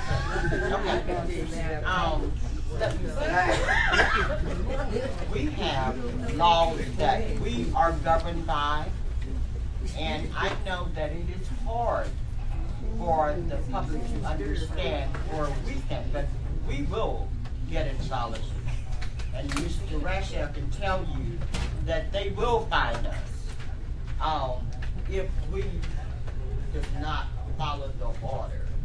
And that's all I'm saying. I am going to let you come back when it's time for the visitors. You will have the same amount of time, 3 minutes, as everybody else, to come up and state your case. Madam Chair, what sound are you referring to? What sound are you referring to? That the ethics board will come in and give us, we'll find us for violations. Was I ever found? You know, that we went to the board, we had some That problems. cost me about off of your ignorance. Thank you. That's all I gotta say about that. Not legal. Okay, and you know what? And I'm gonna allow you, you have completed, and I'm gonna allow you to do that, because you know what? I'm a woman of God. And for you to say what you just said to me, I'm gonna say, God bless you, Mr. Rashel. I'm gonna turn the other cheek. I'm gonna recognize the president. You know, thank you, Madam Chair. I've heard several people around this table say tonight that this Hampton Road project was never going to cost the parish any money. I think that's a misunderstanding. All of the conversation in the past were that we would not, that the Red River Waterway Commission would pay the total cost of construction up to $1,350,000, I believe, because that was a little bit over our estimate. The discussion and the contract that you all had a copy to read says quite clear that the parish is responsible for the engineering services.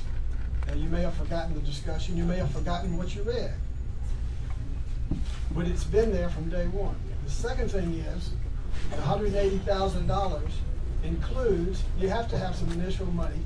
You know, you spend money, you get reimbursements, that sort of thing, in the pipeline. The 50 that way includes 50 in construction money that will be returned back to the parish. So we're talking 130. That may sound like small money, but that's $50,000. So if we're going to talk about the number, let's talk about the right number. That's all. Thank you, Madam Chair. I recognize I have a point of information on this bill. If you all look at it, you'll see that part of the reason for it is to establish a line item to allow the parish to receive the funds from the Red River Waterway Commission, to put it into that line item or special fund for the purpose of construction. That is another part of this bill that hasn't been talked about. So just wanted to hold that to your attention. Thank you. I did want to clarify too, previously the priorities for my work have been established as Cocoa Bed Road, Payne subdivision, then Hampton Road. So it is another option to move Hampton Road ahead of Payne subdivision if this body deems appropriate.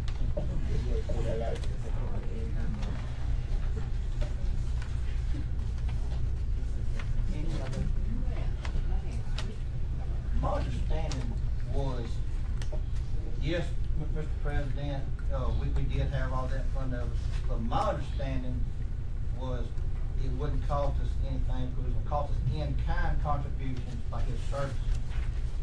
His, not money-wise, okay, that's my understanding. That was it was him, he and his office doing the work, to save us that money, in-kind means no money, okay, that's what I understand.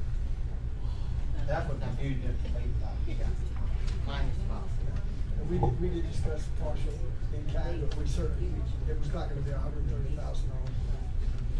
So I may be part of the confusion. Thank you, Mr. Commissioner. Okay. Any other discussion? If not, can I get a motion, second, and a roll call? Nobody have any other, you're still in public, I mean, that was We a coming out, money. yes, yeah. But you got two Two other more. issues Two more. that Oh, okay. people may, I mean, I don't know if they wanna comment on Okay. that. That's on you, I'm done, I'm commenting. Can I make a point of order on that too? If you all wanted to come out of public hearing, vote on this ordinance and then go back into public hearing, just to make it less confusing, you could do that and have a vote now. And sometime possibly not do all three at a time, maybe, you know, One at a yeah, time. one at a time, Yes, instead of sir. bunching them together, cause it's kind of confusing. I agree with Next, that.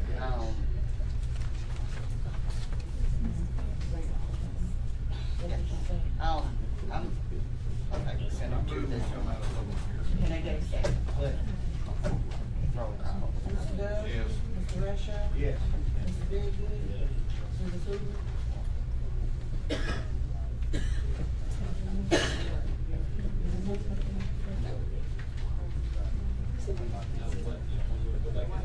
Oh, yes, yes, come out, come out. Mr. Page? Yes. It's a long night. Council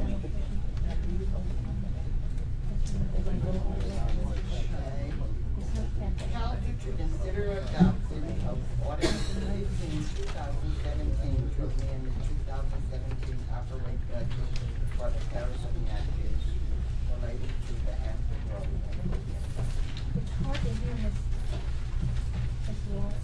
And a bit, So, what number did you just read? this read number A11. About action on proposed ordinance, number 8.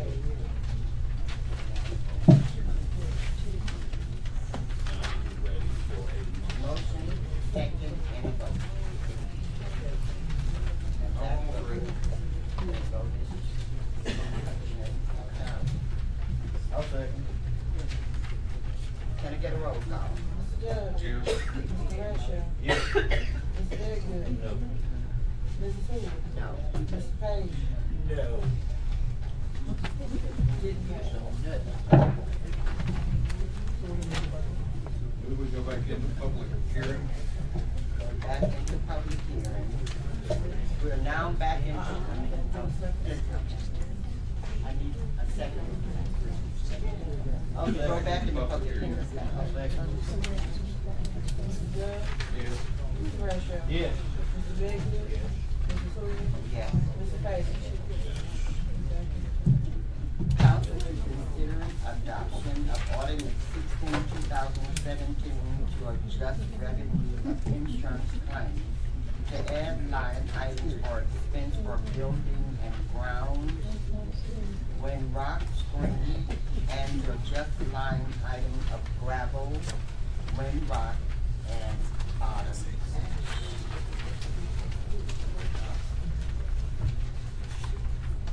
Any discussion? Public hearing is open, so anybody that has any discussion.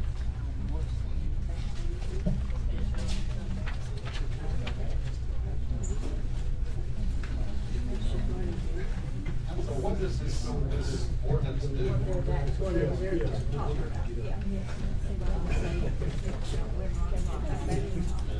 Okay.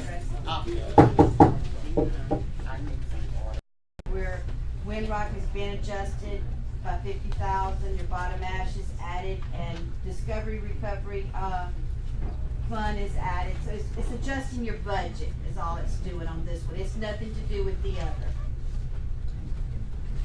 We had money come in, but we didn't line out. So it's like in and out. Are these numbers somewhere we can see other than you telling me? Yeah, we gave budget, well, we gave them out last month. Well, but we about to vote on tonight, and you just threw a number out there. It's very nice to have it before you. We can make copies of what I have.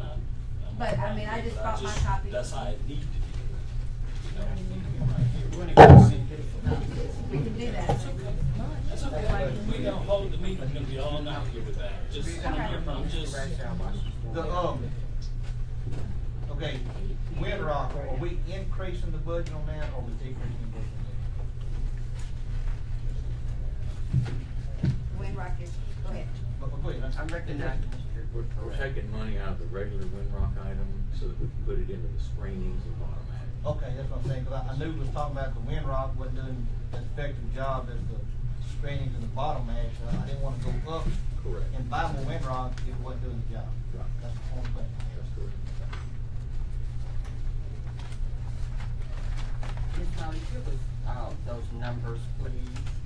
I know that you don't have them where we can actually see them, but give us the numbers. Yeah, that you buildings and have. grounds, you're adding 3,500. Gravel, you're adding 50,000. Windrock, you're reducing 72,000.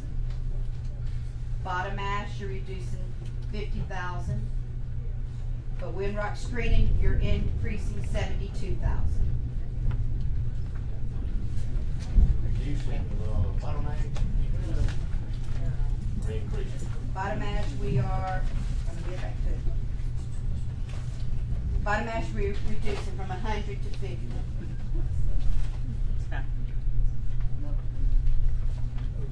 And what is the total of what we're looking at? 3,500 increase, cause your 50 and 50 offsets and 72 and 72 offset, and you have 3,500 on building and grounds.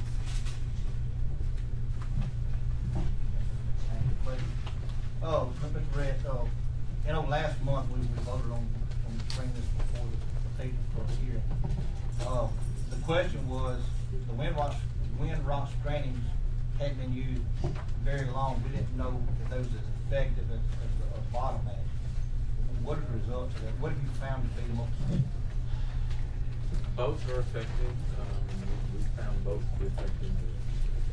If you have wet conditions, the bottom ash tends to do better. The screenings do well otherwise. Of course, most of these materials we're trying to use to patch paved roads, and there are some issues with that because we found, regardless of whether we're using the screenings, the bottom ash, regular Windrock, or even the cement-treated reclaim asphalt, you get corrugations and all that in it. Mr. Hoover can attest to that on Bermuda Road even. But the bottom line, we're still trying to do something that's really not possible to do, and that is we're trying to patch paved roads with aggregate materials, and it really isn't. It's not a great process, but it's all we have to work with. So the Windrock screenings, does it set apart or is it workable after you get that? What we've seen so far, most of the time it will smooth out, and it does pretty well. Again, over time, and with traffic, especially if traffic can build up speed over a section, it will work well. You can work it out. Yes, sir. Could I say something? Mr. Red is what? Go ahead, I'll recognize Tell them who you are. Get to them. I'm John Hodge. Mr. Red, which one is the white that you put on Hart Road? Which one is that? That's the Windrock screenings. Working better. It's working better than the other that you left. That's one of the ones going to increase. Mr. Hoskin, how's your wife? She's doing better. Okay, She you said tell she them what- couldn't, the reason she wouldn't come because she couldn't stand the pressure of what was taking place. You tell her that we miss her and that we love her. Make sure you tell her we miss her tonight. I'm not gonna ask you about your roads, okay?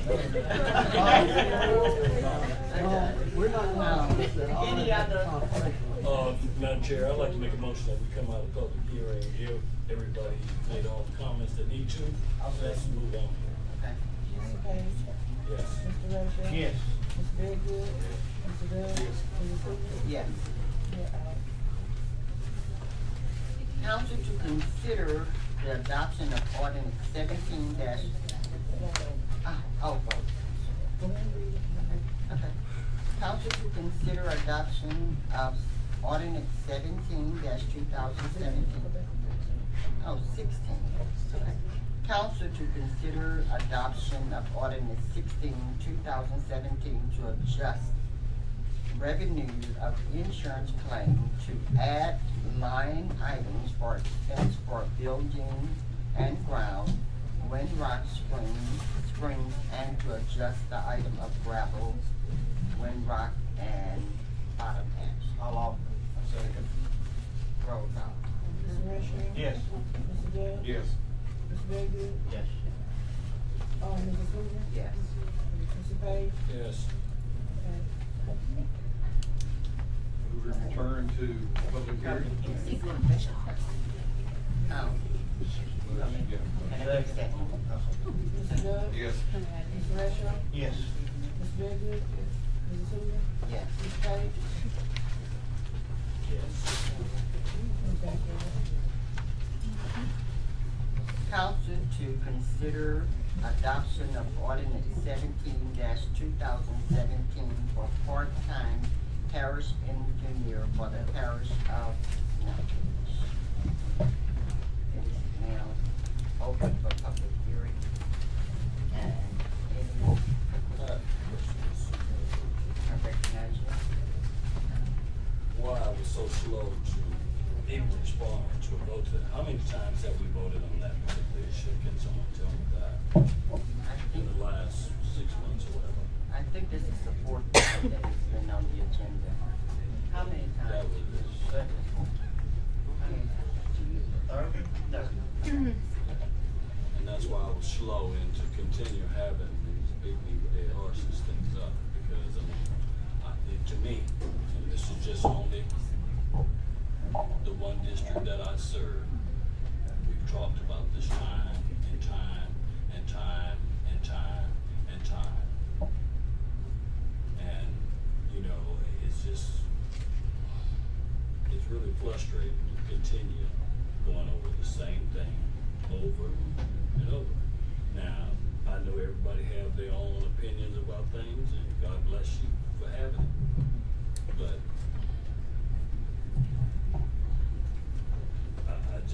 I mean, there must be another angle. If it's getting voted down 3 or 4 times, look like you need to come up with another strategy. I mean, I'm not being ugly. And then when you make comments and send emails out, well, if you voted for that, we could help this, that, and the other. Don't try to twist my arm or nobody's arm to do something that is not supportive of this whole community as a whole, and just as to reflect the one project that possibly will help whoever. I'm done. Any other? Yes, I would like, okay. My understanding is we all agree, parish, every resident agrees, nothing being done on the road, correct? Okay. We haven't fixed the road yet, okay? Now, we as a council have no hiring and firing capabilities. So if this was to pass, that would move the Director of Public Works, if he was one chosen for it, out of the road department altogether, right? Okay, had nothing to do with the road. Then we could hire someone to come in with some maintenance physically maintenance experience to do something with the road. Don't remove them to do the engineering work we just sat here and talked about spending on.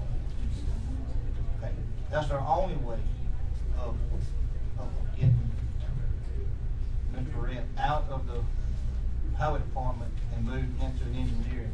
We have no other way of doing it. Okay, that's my understanding of the reason that it came back. Any other comments? If not, Oh, yes, ma'am, I have another question. If this was to take place, would this be a department head position? Being part-time? No, this is a staff position, it's a part-time position. We don't have any part-time department heads. This is simply a staff position reporting directly to me. The reason I asked him, would he have supervision that he could hire and fire as a part-time employee? It's gonna be a staff of one. No, we're not building up a staff. Okay. No, we have,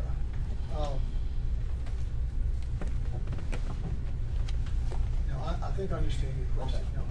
No, this is simply a staff position. I have an executive assistant, which happens to be a full-time, or at least I will have some position, but this is a part-time position, so somebody can, it's better to have a part-timer devoting 100% of his time to the plans than a full-timer devoting 10% of his time to the plans. Which leads to my next question. If, our legal counsel told us last meeting that the parish president can give any department head, no, he cannot give any department head a raise without council approval. So this is not a department head. This would free you to be at liberty to give whoever in there a raise as high as you want to without our approval, correct?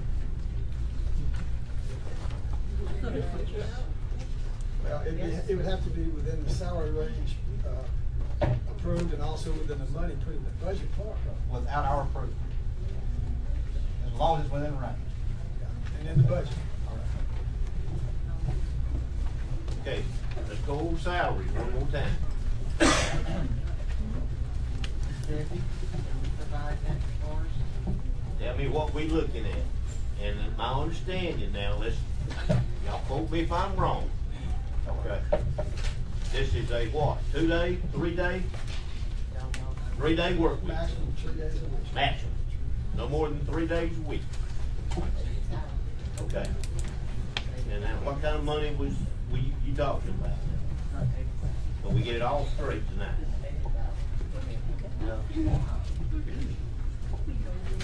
Oh, go ahead. Okay, thank you, Madam Chair. Another good question, Mr. Baker. We're talking about 24 hours a week. 24 hours a week. Okay.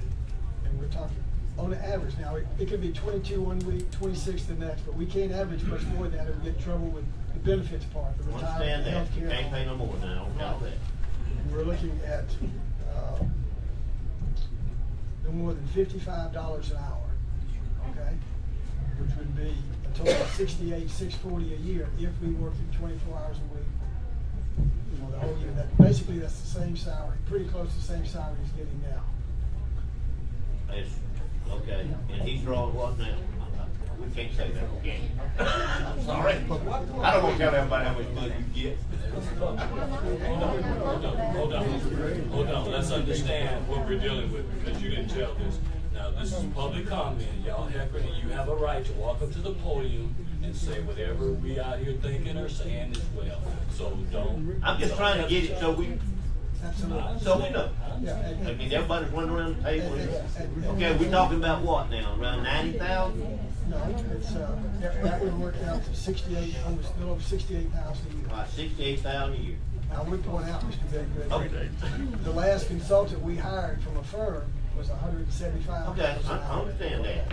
All right, now we talk about hiring a new highway director, right? Yes, sir. Now, what kind of range are we talking about on him? We're probably looking somewhere in the range of, I would say 60, 65. Not benefits. No, highway director is a That's full-time salary. employee. You talking about just salary raise? All full-time employees get benefits. Yeah, well, 65 plus salary. I mean, plus no, benefits. see, now wait a minute. See, when you ask a question, you need to know all that you're asking. So if you're gonna say $70,000, you're talking about 15,000 there, about 12 to 15 a year for retirement. We're gonna be talking about some insurance.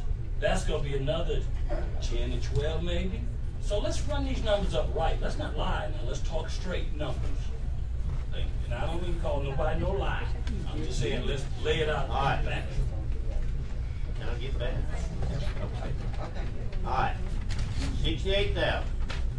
Are you gonna pay benefits No. to Mr. Barrett? No. He won't get any benefits? No, sir. Okay. All right, then we're talking about highway director. You gotta pay benefits to them. Yes, sir. That ain't no way around that. Okay, I'm just trying to see. So we still looking about 123,000 for both people, right?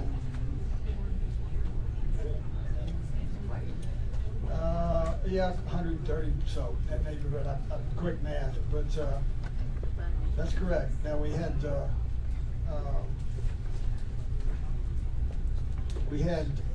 2 points, Mr. Baker, and these are good points you've made. We're not going to hire an assistant director.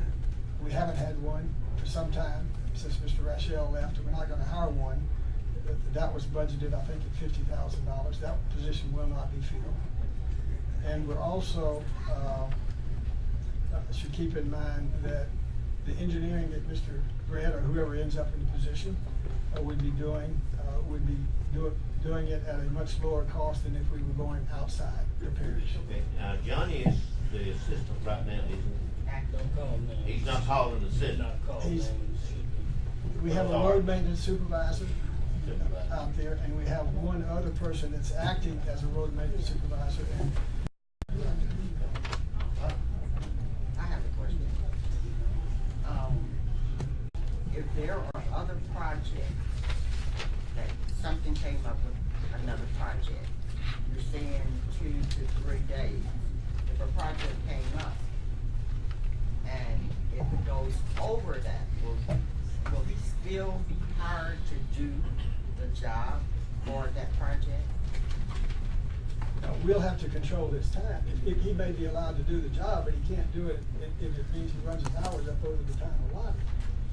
We'd either have to get somebody else or allow him to do it at a later So date. we still would have to pay somebody else to do the job, so he's still, Yes, ma'am. okay. If you add this, go ahead, I'm sorry. Go ahead, I'll answer your questions. So let me get to the question after, okay, now, so this is about what he's making now without premium, right? Okay, so in other words, he'd be getting the same base salary to do half hour. No. 26 hours, he's working 40 plus. Well, no, what I'm saying is, right now, Mr. Grant presently does not receive a full package of benefits like the other employees. As a retired state employee, he doesn't have to receive all the benefits. So we've gotten some benefit out of that over the last 4.5 years. And so what we're saying is he's been operating with receiving a reduced benefit package compared to other full-time employees.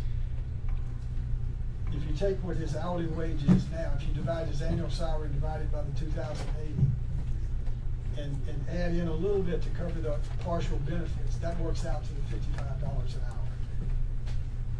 So he'd be making roughly the same hourly rate, but he's gonna be working 40% less hours. So my question is, he'd be making pretty much the same hourly rate for working less hours.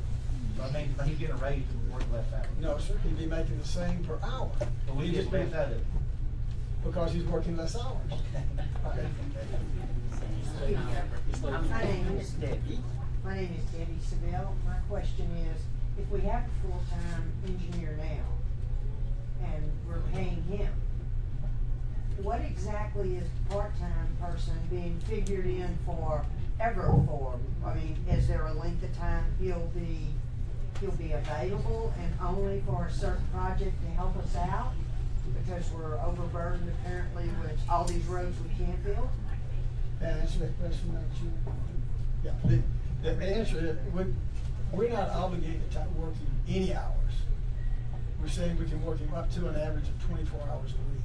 So Right, we'll but work it you're- as the work's there. He doesn't get paid if the work is not there.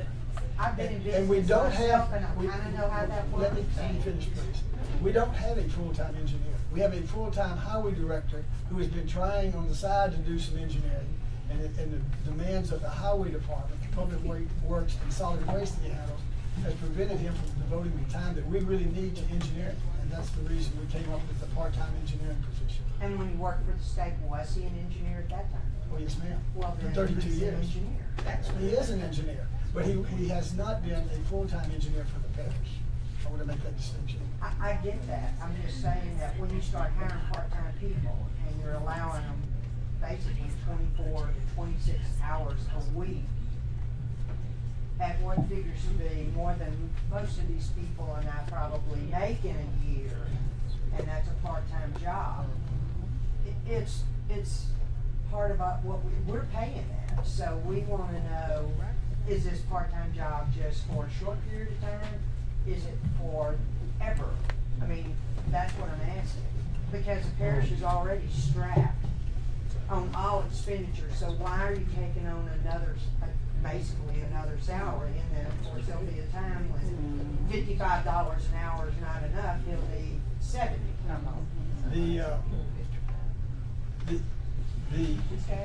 That's a good question. And the answer is that with Mr. Brett as a part-time engineer, if you look at his salary and all the other salaries in the department, we're not going to be paying any more than we are today, because we're not going to replace an assistant director in the public works department, and we're also not going to pay the new director of the public works the same amount we paid Mr. Brett, because the council has already approved removing the requirement that the director be a professional engineer, and that saves you a lot of money. I understand that, but what my problem is with it is that we seem to have no excess money that we desperately need for really important projects. And yet, we seem to find money to pay someone a salary. Let me try this one more time. Let me try this one more time. Let me finish, please. What I just said was, even if we pay, well, you didn't understand it because I didn't explain it well enough. But let me finish, okay? Even if you add in Mr. Brett's salary as a part-time engineer, when you combine it with the remaining supervisory salaries in the public works department, that total is less than what we're paying today.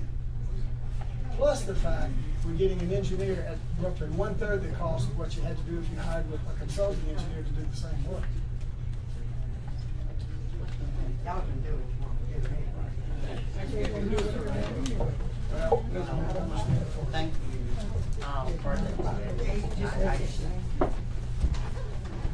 I'm glad that you are just coming back, and I hadn't seen you before, because it would be said in the community, I told you to come and say it, okay? Question. I'm a recognized person. How many parishes, especially of this magnitude, the size of the problem we have, how many have a full-time on-staff engineer? I recognize you. Very few that I know of. But what they do, Mr. Page, they have to hire consultants to do all the work that has to be done. As they go. Yes, sir. And that's how we've always done. Yes, sir. As projects came, and that's how they were paid. We didn't come out with this big old lump of money for the year round, and which we have done for the last 5 to 6 years. We paid a highway director, whatever, slash engineer, highway department. That hadn't been no little amount of money that we paid, so I just want to keep that. And I guess I'm kind of already at the point where I know how I'm already, so I mean, we can talk I don't want to I don't want to confuse anybody with the facts. Okay. We pay. I'm recognizing Mr. Barrett. Thank you, Madam. To put it in perspective, Mr. Page, go back to the figures that we were looking at for Hampton Road. The engineering just on that project, we estimate to cost $130,000. That's for one project. That's much more money than I make in a year. And look at all the other benefit the parish is getting from that. So just to put it in perspective, that's Other parishes that do not have an on-staff engineer, they pay out the wazoo for engineering services. If there's a,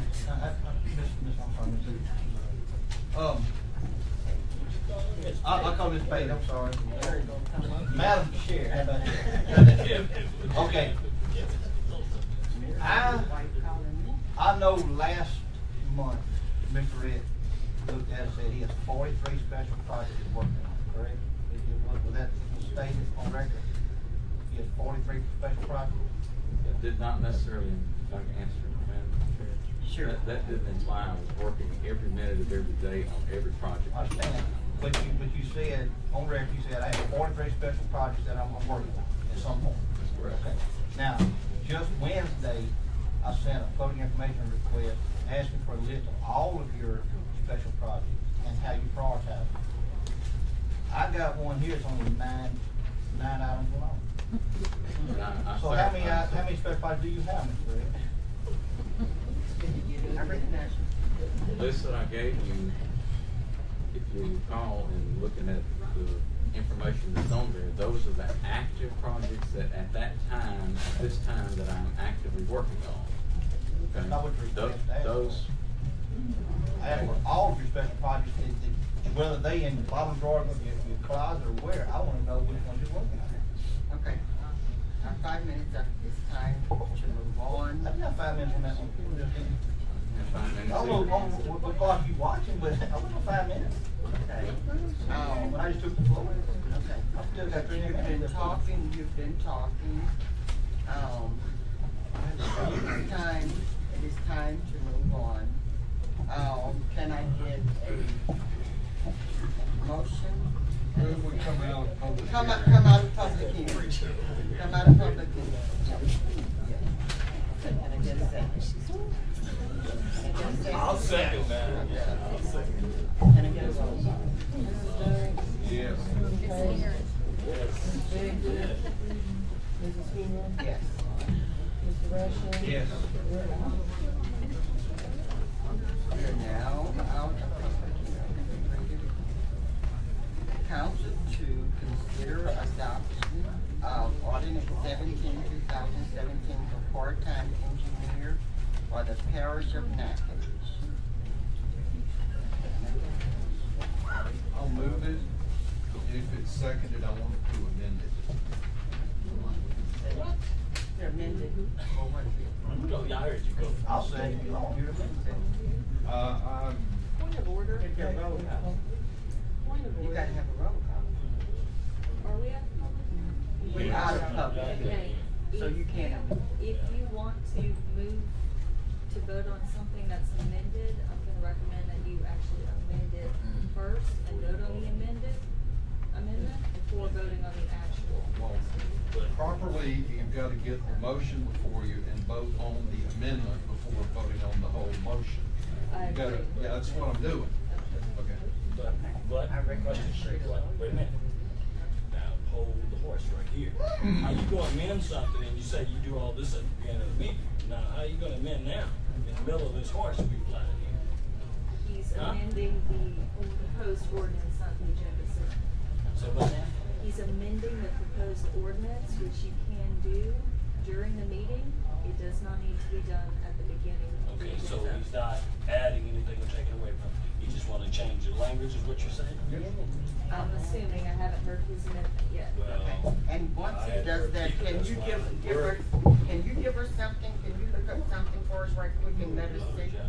Please. And that will, I'm talking to the attorney. You're saying that he can, in fact, do it that way. If we're confused here, if whether he can do it, can you provide something in writing before we have your computer with you? No, I do not. You making a motion to that, let's just. I'm amending, trying to amend before we vote on the whole thing. So it's been seconded, so now I can offer my amendment, and if that gets seconded, we can discuss the amendment. Well, we gotta first vote on all that. We gotta do the amendment first, and then if it is amended, the amendment might fail, but if it is amended, then we can vote on the whole motion. I usually charge money for Robert Rules order lessons. If you would like to join me at 3 o'clock on Thursday afternoon. I understand all that you said, but now you have a motion on the floor and it's been seconded, and we ain't voted yet. I know there's nothing to vote on because I asked to amend what had been properly placed before the body. But now Calm down now, if you preach Sunday morning, you won't come down. Okay, I'll come. I move that we cap the salary of the part-time parish engineer at $50,000. Not to exceed by any line item through any other means, not to exceed $50,000 a year. Now, if somebody seconds that, we can discuss that. I'll second. Now, that's performance. Any? Yeah, vote on him for $50,000. $50,000. No more than 50,000. No comment? Well, you know, you don't feel you accept that.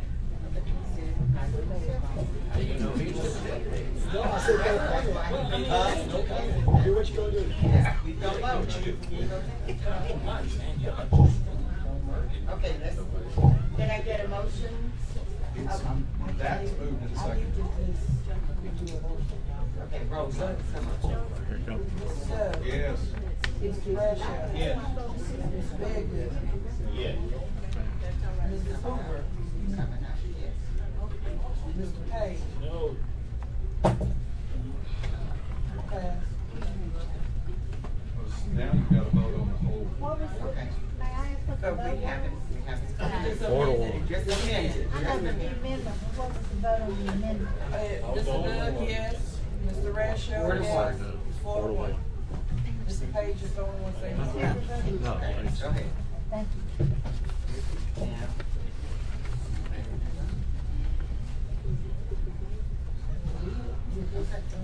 Okay, council to consider adopting ordinance 717, 2017 for a part-time engineer for the parish of Natchitoches for $50,000. Is that correct? Cap of $50,000. And I get a motion. No, it's already been moved. I moved it, he seconded it, so. Yes. Mr. Rasho. Yes. Mr. Bagley. Yes. Mrs. Hoover.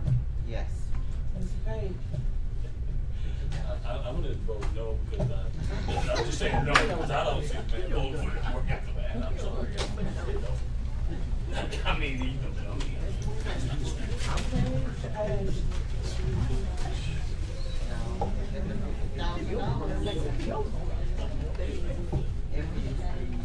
He will get $50,000 if he works as a part-time engineer.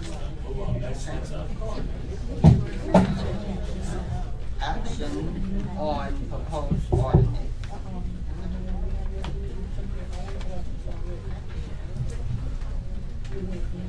Okay, next agenda item. Council to consider adopting resolution 018-2017, permanent change of polling places. Precinct, Ward 1, Precinct 4, and Ward 1, Precinct 4A, Old Magnet School to Natchitoches Central High School Boys Gym, along with the precinct, Ward 1, Precinct 9, and Ward 1, Precinct 9A, 200 Highway 3110, Natchitoches, Louisiana 71457. Precinct, Ward 3, Precinct 1, Marthaville Heritage Building to Marthaville First Baptist Church Activity Building located at Louisiana Highway 120, Marthaville, Louisiana 7145. Precinct, Ward 4, Precinct 9, Lamb Heating and Air Building to Christian Worship Center located at 1513 Highway 494, Natchitoches, Louisiana 71457. Make a motion and go to public hearing, is that what we need to do? That's this resolution. It's a resolution. Get a motion. Ms. Page, did you motion? Okay. Okay, Mr. Page? Yes. Mr. Backwood? Yes. Mr. Bell? Yes. Mrs. Hoover? Yes. Mr. Russia? Yes. Passed. Council to consider adopting resolution 019-2017 for the temporary change of polling place. Precinct, Ward 4, Precinct 3, St. Augustine Church Hall moved to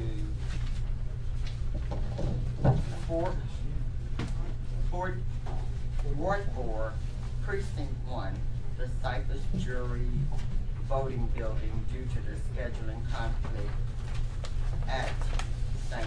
Augustine. Move. Mr. Bell? Yes. Ms. Backwood? Mrs. Hoover? Yes. Mr. Page? Yes. Mr. Russia? Yes. Passed. Mr. Chair, I also, number 2 on the agenda, I'd like to make a motion to table that. Motion, can I get a second? Been moved and seconded. Ms. Page? Yes. Mr. Bell? Yes. Mr. Backwood? Mrs. Hoover? Yes. Mr. Russia? Yes. Table. Council to consider approving a resolution approving the insurance sale and delivery of $200,000 of limited tax bond series 2017 of the fire protection. District number 4 of the parish of Natchitoches, state of Louisiana.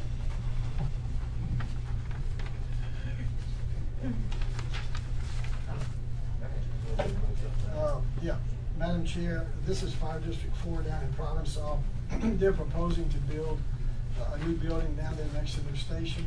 They entered an agreement with the village of Provençal for the land. It's a metal building with an office attached to it, with storage of equipment, what have you, training, and they need the parish's approval in order to take it to the State Bond Commission, at which time the State Bond Commission will look at the financial situation and make a ruling.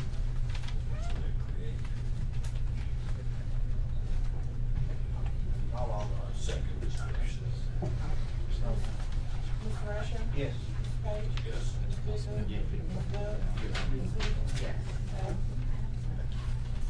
Council to consider approving a resolution declaring the intent of the parish council of the parish of Natchitoches, state of Louisiana, to create District 1 of the parish of Natchitoches, state of Louisiana, describing the territory to compose the district and proposed boundaries thereof, ordering and directing the publication of notice of any intentions to create said district and providing for the hearing of any and all objections to the creation thereof.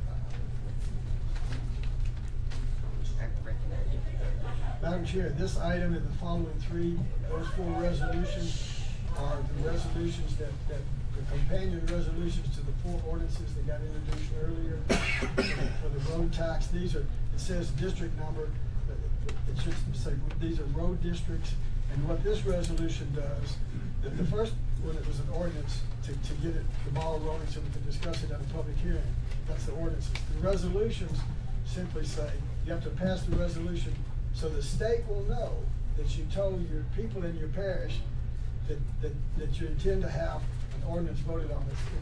It's sort of a package deal. You know, you have to pass you have to introduce the four ordinances and you have to pass the four resolutions in order to even consider having an election in the fall, in November. And so that's all this simply does. This is a notice of intention, subject to, now if you pass the resolutions, and the ordinances fail next month, then it has no effect. I mean, it just, it goes away. If there's any questions, I'd be happy to answer.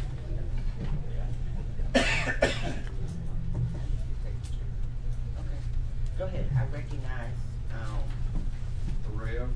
yes.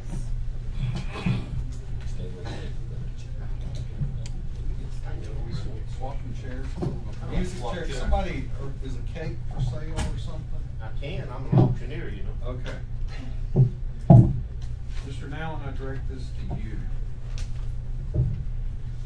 We, went through a lot of work to get this done. A lot of people worked on this potential tax.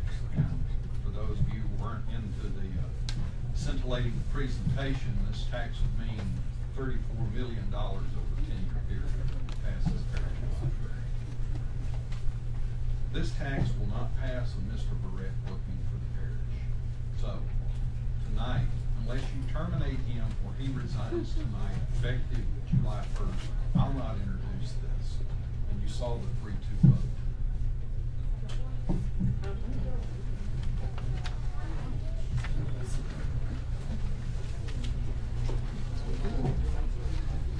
Could you repeat what you said? That unless Mr. Nowen terminates Mr. Barrett or Mr. Barrett resigns effective tonight, makes his resignation tonight effective July 1st, I will not offer these resolutions. But see, you know, and y'all chuckle and laugh when I voted the way I did. This is why. See, this is. Felt that way right since the past time. Mr. Chairman? Go ahead. Sorry. Didn't we just a few minutes ago create the position of part-time engineer and capped the salary at $50,000 a year? I guess I need to ask Councilman DeGrasse to read. Well, let me just say that with that having happened, it's my intention, has been openly, to move Mr. Barrett to the part-time engineer's position so that he could work on some of these plans that we've been talking about, and we'd have someone else leading the Department of Public Works.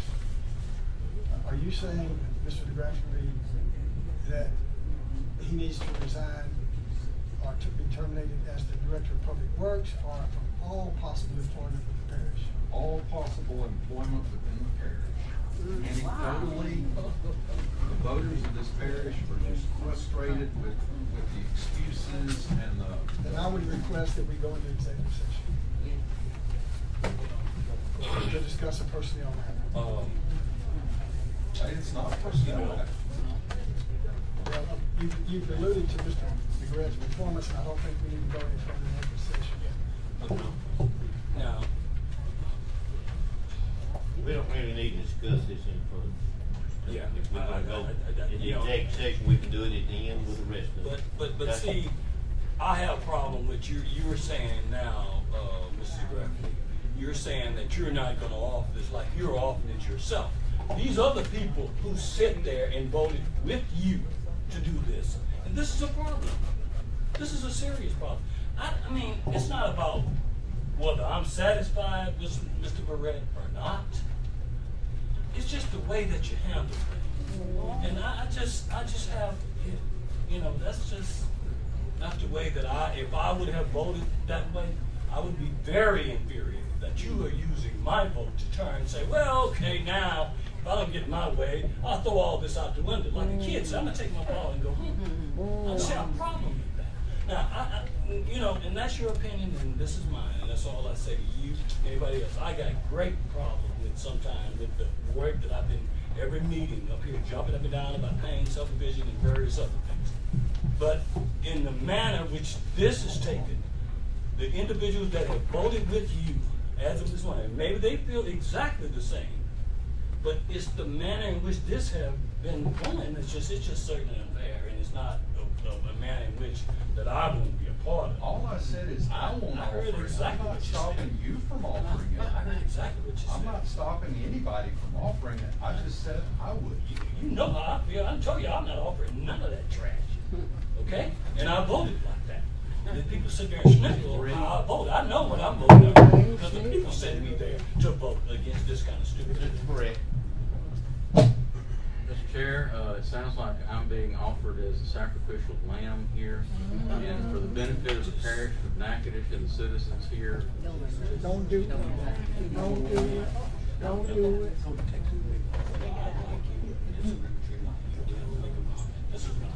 Don't do it. Stick it out.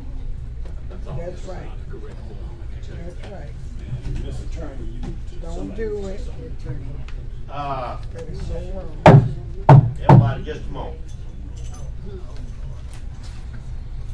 Since I'm in the chair right now. Okay, coming back.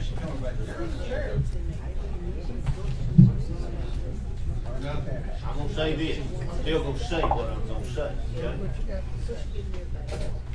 We sit here, and this is foolishness, y'all.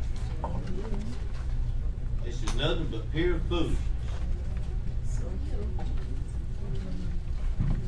Where I think he's doing an excellent job or not doing an excellent job, you got to understand, you got to stop and understand. Everybody's running around here, running everybody down, including myself. They run me down, I run everybody else down, which I shouldn't be.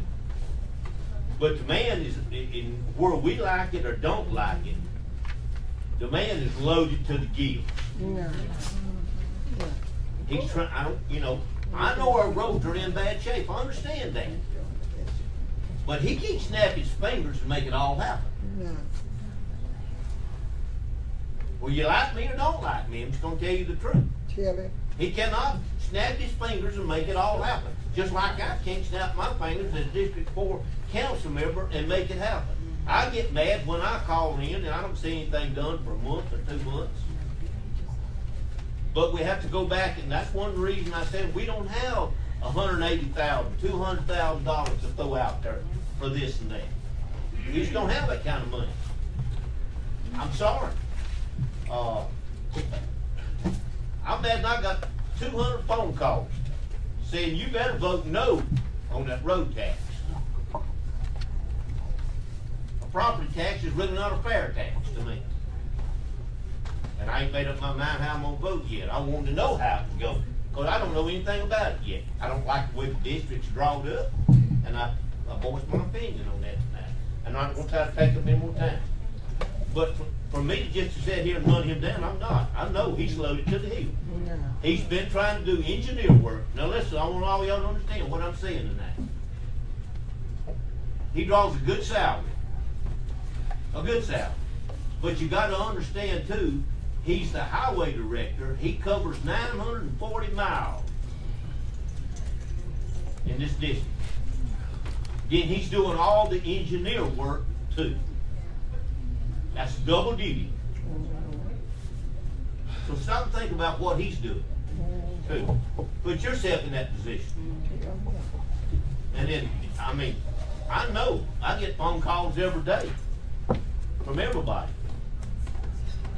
saying, how come my road ain't fixed? How come my road ain't fixed? How come my road ain't fixed? I can't answer that. I wish I could. I can't. But I'm not going to sit here and I know what kind of pressure he's under. And I know I talked to him the other day. I said, hey, I thought my wife was crazy when she said, you're stupid for running for this job. Now I understand what she said. I said, I'd like to quit. He said, you ain't by yourself. I might not ought to say that, but I did. But I got 2 more years. I'm doing the best I can for District 4. I want everybody to know that I'm trying to do the best I can for District 4. When you call, I call it in. I don't have to say so. I want everybody to understand where we're at. As a council member, we do not have to say so. I can't tell the greater man where he can go grade. I can't tell him what road he can go grade. That's strictly everybody. I want y'all to remember this. Y'all voted this in. This type of goal. Okay? This is what we've got. It's on a priority-based system. And think about this taxes coming up. It's gonna be a priority-based system. Worst roads are gonna get fixed. May not anybody who lives on that road even pays taxes. Their road's gonna come before your road. I want you to understand that. That's how it's gonna work. I'm not gonna try to blow smoke or anything like that. How I'm gonna decide to vote, I'll decide between now and next month. I'm gonna catch a lot of heat because I let it go into this tonight.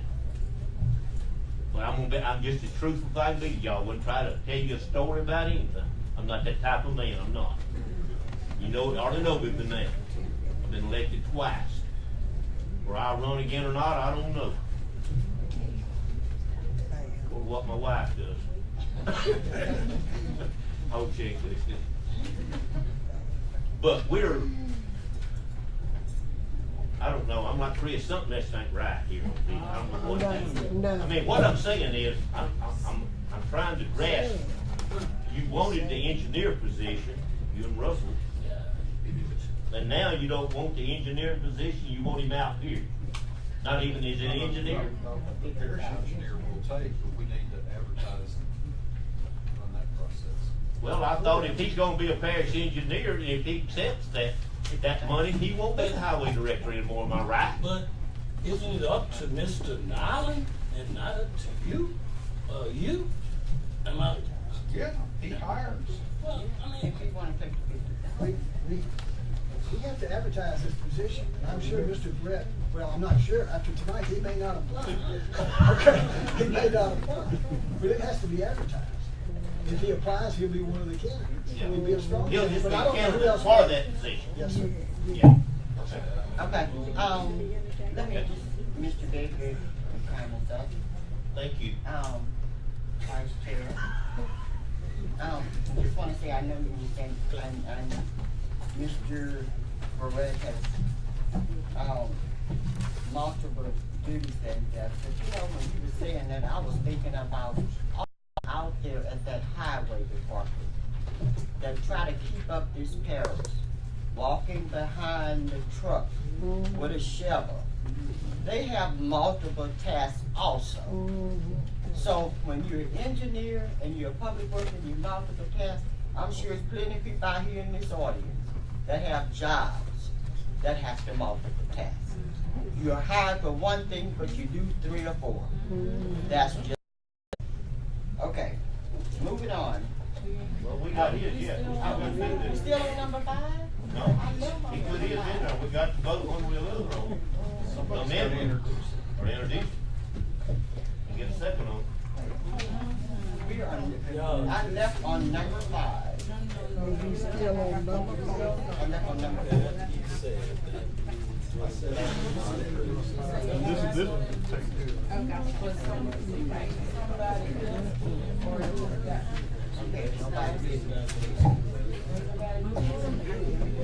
This one take care.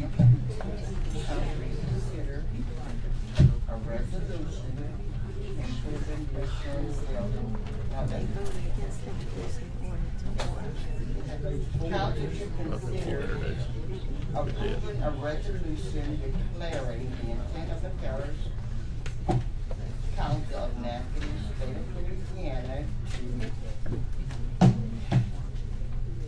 to create district number 1 of the parish of Natchitoches, state of Louisiana, describing the territory to compose the district and compose boundaries thereof, order and direction of publication of a notice of intent to create a said district and provide for the hearing of any and all objections to the creation thereof.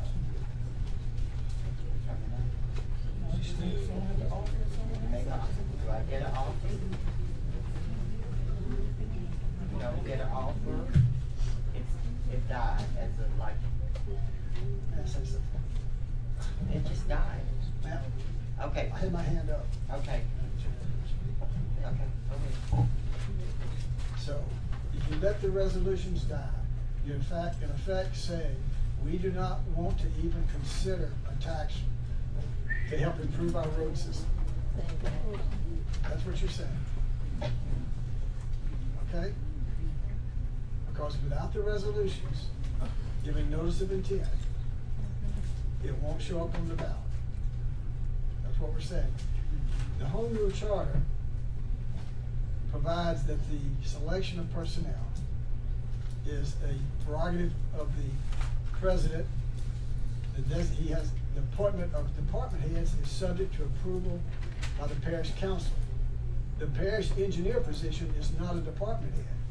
So if you do what Councilman DeGraff-Reed is saying, you're interjecting yourself into selection of personnel below the department head level, which is not allowed by the Home Rule Charter. It's an unauthorized intrusion into the prerogatives of the executive branch of government. We have checks and balances. So what Mr. DeGraff-Reed is wanting to do is say, you will get your resolution and an opportunity to maybe get a tax on the ballot, but we as a council are going to pick the people working for you that are not department heads. That's not allowed by the Home Rule Charter. And that's the reason I stopped Mr. Brett from resigning 5 minutes ago. Thank you. I recognize you, Chris. Mr. Nolan, you know, and everybody in the community know that I want to get it back on the ballot for the people, 2,000 people to represent. That is a complete travesty. They pay me $450 a month. People say, Chris, are you crazy?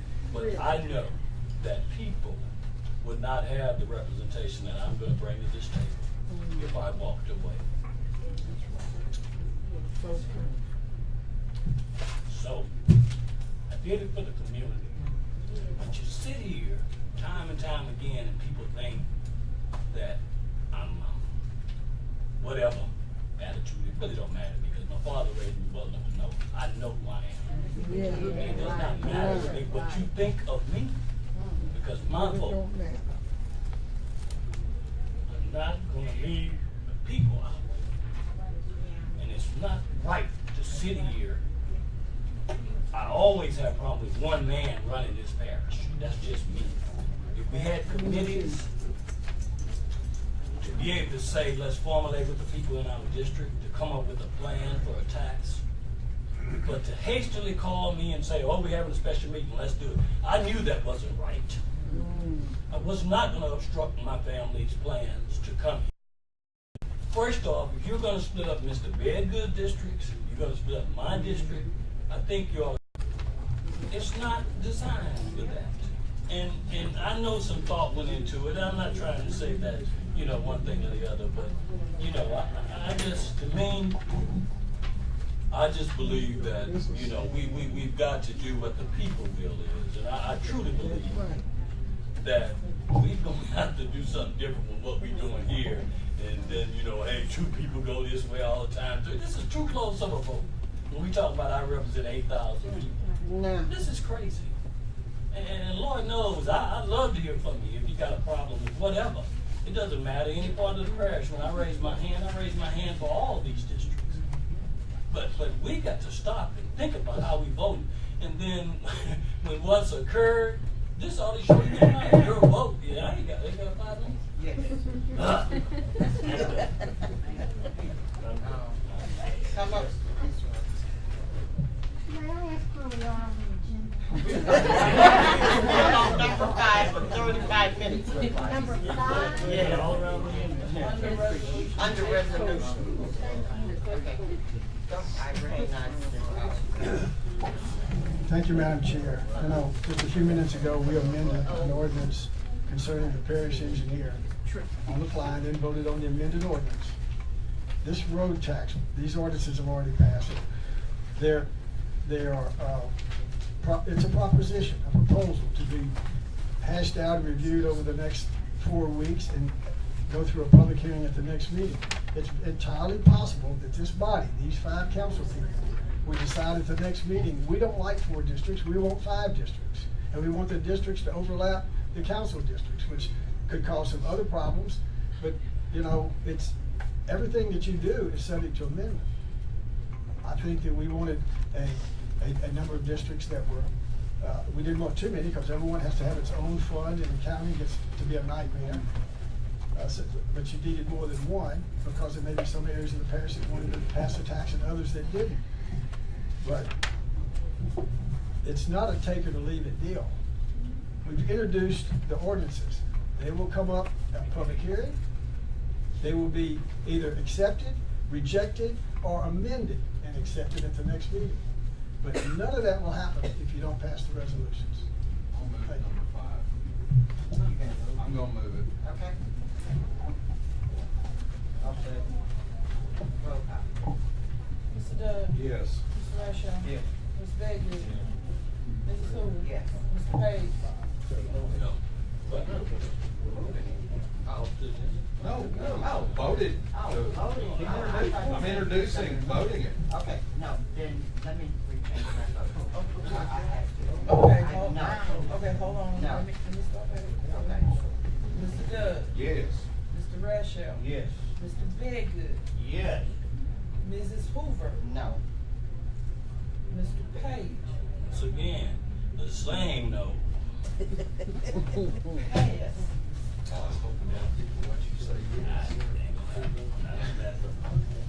It don't matter, this can't work unless the vote is yes on the road tax. That's all going. Council to consider approving a resolution declaring the intent of the Parish Council of Natchitoches, State of Louisiana, to create District Number 2 of the Parish of Natchitoches, State of Louisiana, describing the territory, propose the district and propose boundaries thereof, ordering and direct the publication of notice of intent to create said district and providing for the hearing of any and all objections to the creation thereof. I'll move it. I'll say. Mr. Doug? Yes. Mr. Rashad? Yes. Mr. Bedgood? Mrs. Hoover? Mr. Page? Council to consider approving a resolution declaring the intent of the Parish Council of the Parish of Natchez, State of Louisiana, to create District Number 3 of the Parish of Natchez, State of Louisiana, describing the territory, proposed initiatives, and proposed boundaries thereof, ordering and directing the publication of a notice of intention to create said district, and provide for the hearing of any and all objections to the creation thereof. I'll move it. Mr. Doug? Yes. Mr. Rashad? Yes. Mr. Bedgood? Mrs. Hoover? No. Mr. Page? No. Pass. Council to consider approving a resolution declaring the intent of the Parish of Natchitoches, State of Louisiana, to create District Number 4 of the Parish of Natchitoches, State of Louisiana, describing the territory to compose the district and proposed boundaries thereof, ordering and directing the publication of a notice of intent to create the said district, and provide for the hearing of any and all objections to the creation thereof. I'll move it. Second. Mr. Doug? Yes. Mr. Rashad? Yes. Mr. Bedgood? Mrs. Hoover? No. Mr. Page? Pass. Next agenda item, thank you, Lord Chief. Council to consider a resolution 020-2017 to scarify Shady Grove Road. South, yeah, South Road. Mine, all off. Second. And I have someone that would not like to speak. Please come to the podium and state your name, sir. I'm Terrell Presley from Bellwood, Louisiana. This has been quite a night, very educational. The only access in the community of Shady Grove is by the Shady Grove South Blacktop Road. This is about 2.25 miles of bad blacktop road. It's been described here tonight by other people. Craters was mentioned. We got it. We were told that the two options that we had are to continue to receive the maintenance of shoveling fill into some of the potholes, or to have our road turned into a dirt gravel start road. We presently have approximately 4 miles of dirt gravel road that's in our community. These roads are better roads than blacktop roads. They have stood up to longer than my 76 years, and they just do a better job with that than the blacktop. We have petitions, and we're asking you to do this work for us. Forest Service was mentioned earlier. They own thousands of acres of land in our community. Having a usable road and good access is important to them. I did not hear the discussion between Mr. Dawson and Mr. Barrett here concerning their participation in roads that are of common interest to them and to the public. They have said that they would be fine with a dirt gravel road in our community. One other thing, we have a cemetery at the end of our blacktop road. That cemetery is over 200 years old. We have 2 memorial services a year. People in the city do not come to those services because the condition of our road. We need some help. We appreciate you so much. Thank you.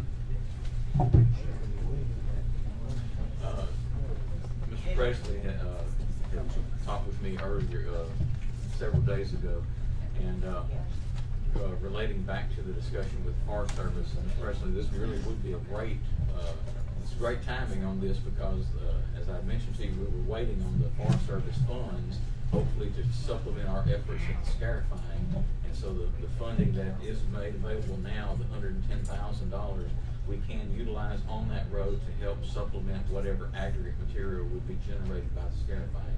So this is great timing that, for something like this really to come together that I think will give y'all a much more serviceable road. Mr. Presley, maybe we take that. Okay, thanks. I think you have 15 signatures as landowners. Is that correct? Okay. Well, I miscounted. Okay. But no, you didn't miscount that. One couple used 2 lines, okay. So it's one location, okay. But it's actually. But that is still over 50% of the people that live on that road, correct? I came up with 24 residences and owners of camps. This would be people that have livable structures on their property and they have utility services too. So I came up with 20. Okay, so it would be well over 50%. So that's, okay. No, it's 20 for you. I'm sorry. It's 20, not 20. I'll offer. We've already offered and seconded. Yeah. What was I? You're sitting right there. Roll call. Mr. Bradshaw? Yes. Mr. Bedgood? Yes. Mr. Dove? Yes. Mrs. Hoover? Yes. Mr. Page? Yes.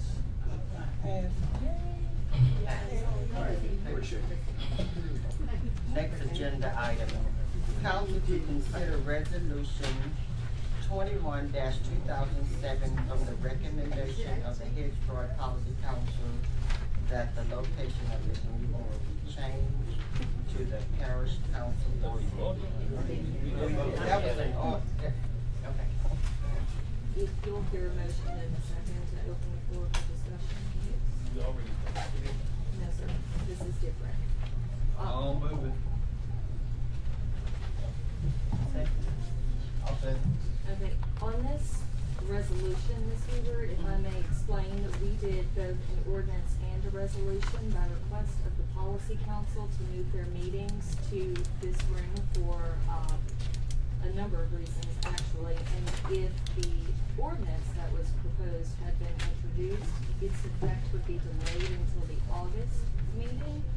And there is actually a meeting on July 11th, so this was a stopgap measure. And I understand that you've spoken to some parents who have students at the Martin Luther King Head Start Center, but I wonder if you've also spoken to the other 5 who may find this room more convenient. The other 5 who?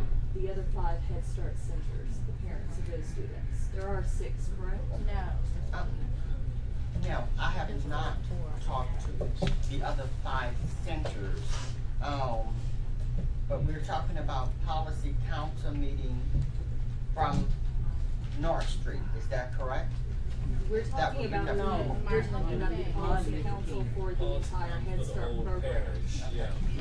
not just that location. I mean, whether she talking, Well, I think, I look at the scope of everyday operation there.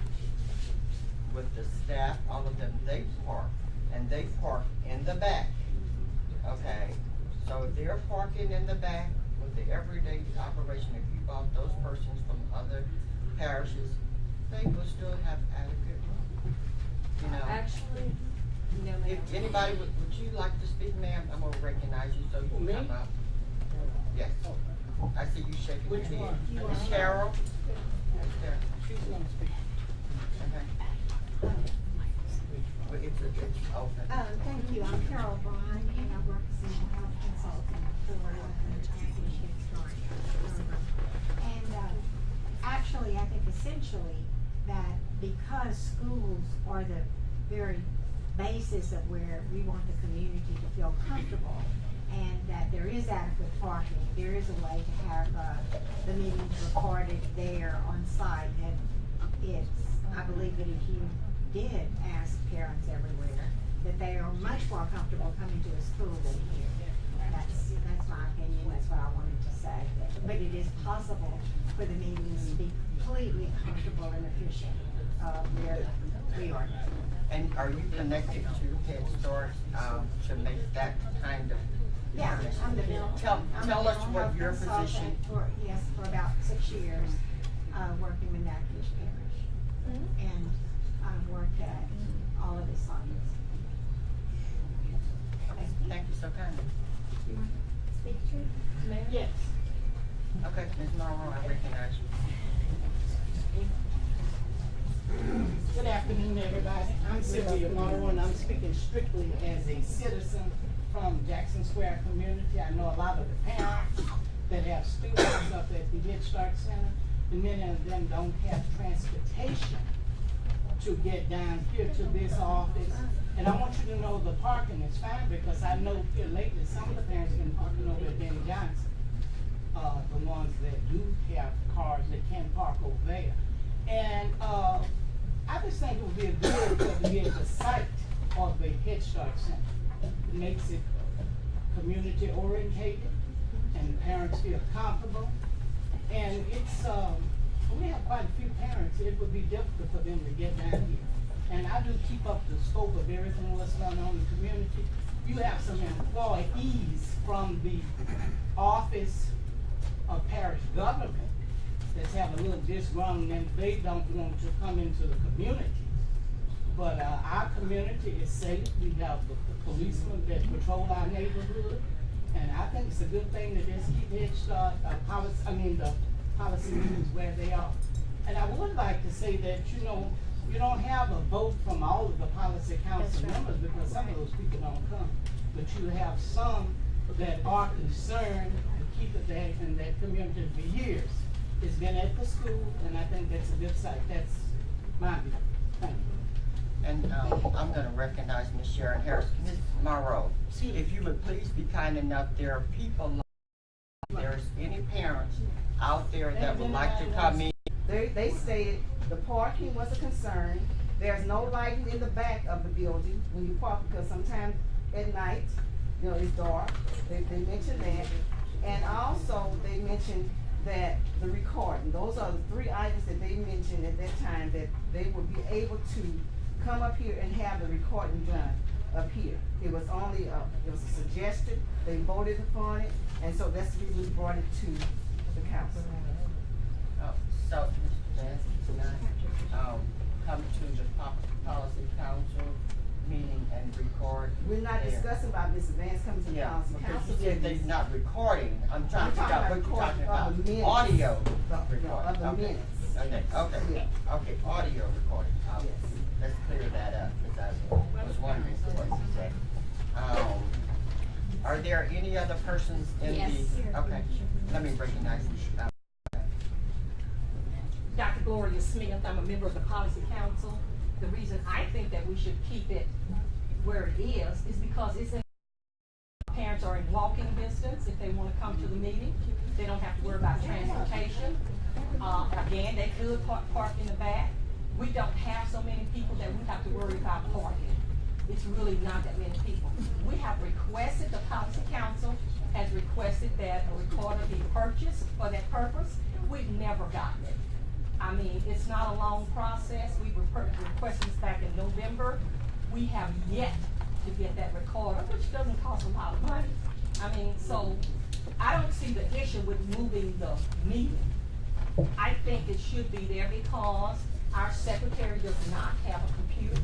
Our president, nor our secretary, does not have access to the copy and the printer and all of that. And so Dr. Wade has to take the responsibility of making sure all of that paperwork is done. She stays after work to have it done. So when we have the meeting, we can have what we need. I think that since it's a parent program, that it should be available to the parents, whether they come or not. It is a community project, so it should be in that community. I'm sorry, I have a question for Dr. Silvers. Sure. You were kind enough to see me to my car after the last meeting, is that correct? Sure. And I didn't ask, did I? Of course you did. And why did you see me to my car? Because you parked way down the street. At the Ben Johnson. At the Ben Johnson. But there's sufficient parking in the back. You just chose not to park in there. It's not that you couldn't have parked back there. It's where you chose to park. Okay? And you said that, are there other other parents? Okay, come forward. Good evening. Good evening. My name is Leo Tucson, and I'm a Head Start teacher. And I believe that the policy meeting should continue at the Head Starts just for the community. It's more convenient for them at the school. So I believe that they should remain at the school. And you know. Okay, you have a question? Yes.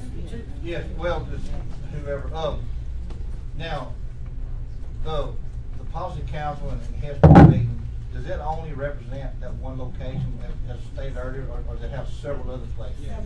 Okay. Is it convenient for all the other centers?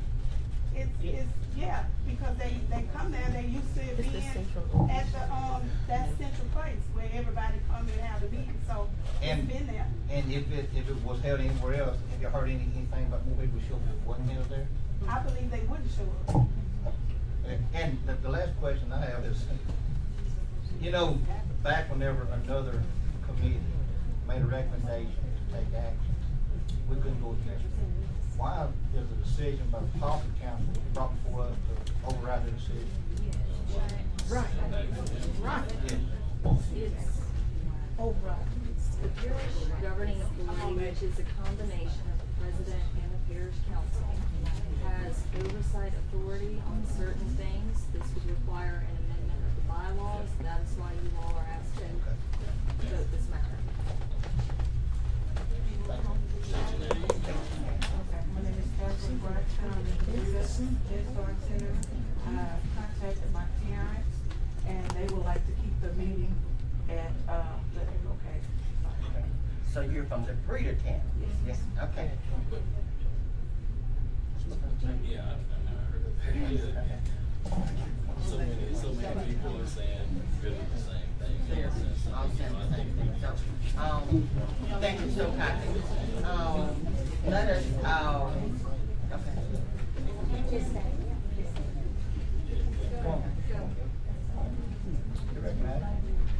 I apologize, I wasn't sure if I was being recognized. Yes, you're recognized. I just would like to go on record, it was stated that parish employees were the ones that had a problem.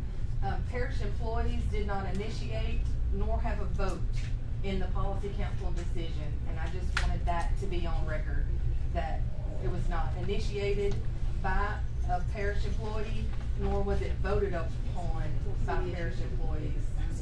And the vote was 5 or 6 to 1 to my recollection. Question. To pass it.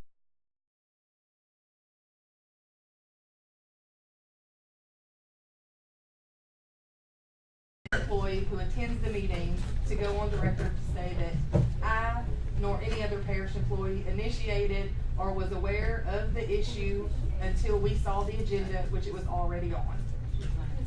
It was presented by a policy council member, non-employee. Ma'am, are you ready? Hello, I'm Priscilla Nicholas, representative for Kingston. And yes, we look, my parents, our parents, and the community prefer to be at the ML take us just like the community. From all departments. You're from, say it again, so that you can Kansas. So you got camp in all of these representatives. Okay. Can I get a motion? Need a roll call. Yes. Very good. Mrs. Hoover? Yes. Then stay where it is. Sorry. Stay where it is. Okay. Now, I'm not for moving it. It's gonna be no. Okay, you want me to start over again? Yes. Okay, okay. The parents want it to stay where it is, so I vote no. Mr. Page? What are you saying? To move it or make it stay the Stay same? where it's at. And Mr. Bradshaw? Yes,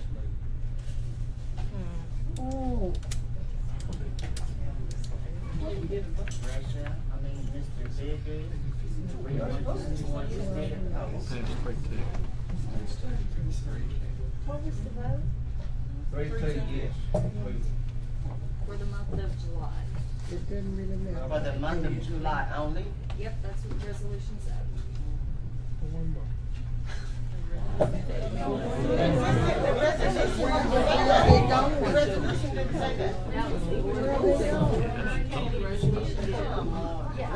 What's that?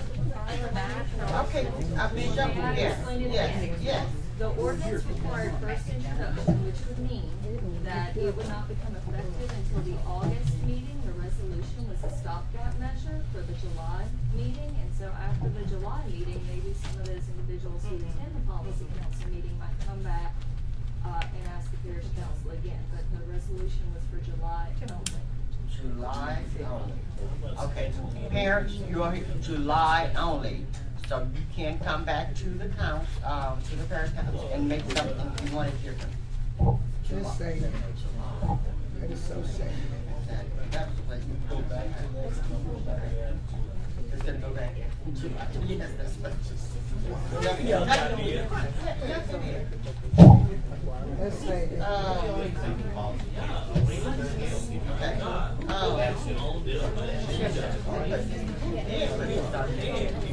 The policy council requested it, and 2 items have to be done for the stopgap. I have a question. Who added that to the agenda? That's what we're trying to find out. Because that wasn't on the original agenda. Right. So who added it? I don't know. Do you know? Okay, anybody here from, okay, this is just. Per my recollection, I can go get my notes to verify, but the agenda was amended at the beginning before it was adopted. Who added it? Who added it? Who added it? No, this is written on the agenda. It's number. It was not on the agenda. No. On the policy council Oh, agenda. that It was added. It was added, I believe, You know, can we bring it forward? Okay.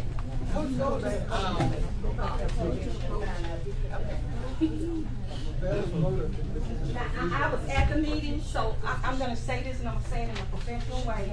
I know that it was not on the agenda. It was a request to add it to the agenda. But it was not on the agenda. But it was not on the agenda because the council never had a problem with the meeting being there. It was added to the agenda. So there was someone at that meeting that requested to add it to the agenda. So that person should speak up. Well, I'm giving that person an opportunity. They're here, you're saying? Yes. Let me just say this now. Look, many months we're here, and whatever we vote on up here, we can undo it. Now, some of you guys have sit and voted yes for something silly, to move them over here for 1 month, then they go back. Come on. Wait a minute. That's why I'm bringing it up now. You have a right to let's vote this thing again and leave the people alone. Yeah. God almighty, some of y'all that voted yes, you can say you can rescind your vote. Can't you? Somebody has to make a motion. If you want to reconsider. Okay. I make a motion to reconsider. You want on the winning side, you cannot. No, you want to be on the winning side. It's sad.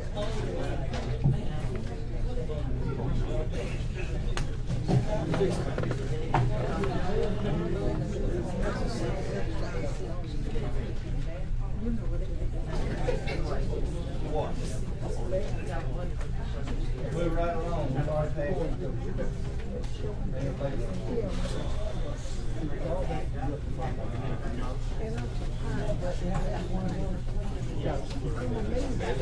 All right, I'll make the motion. Let's go. To reconsider. Let's go.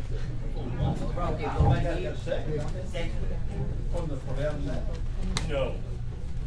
I second it. What happened?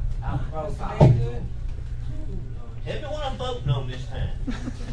That it would be moved just for July, and then it goes back. No. Stay where it is. No. Stay where it is. Stay where it is. Leave it where it's at. Thank you.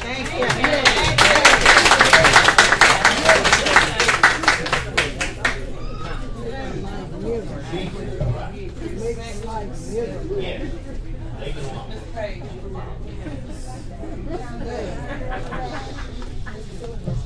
Yes. Mr. Page. I mean, Mr. Rachel. I'm confused. I have a question. If his wife works, should he have abstained from voting? Call the board ethics. Am I benefiting from it? No, that's what the And I ain't regulations gonna pay no are. $1,000 for no lawyer to figure that out, Russell. Stupid. No. You just spent an hour and a half talking about something that didn't make no sense, and now you wanna add some more stupidity to it? Next agenda item. Council to approve of settlement. Okay, no. The attorney has said that we can do it open.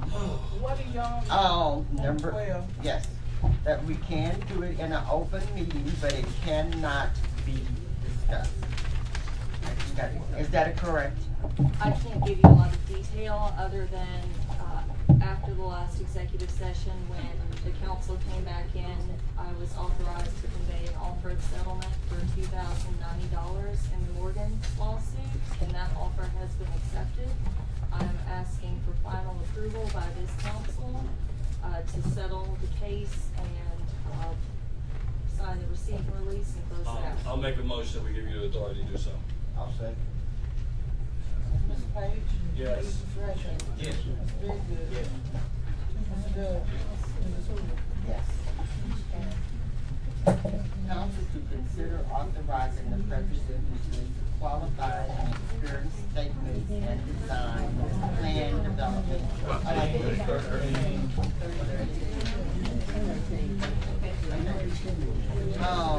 Council to consider approving a COLA increase for Head Start employees in the amount of $23,048.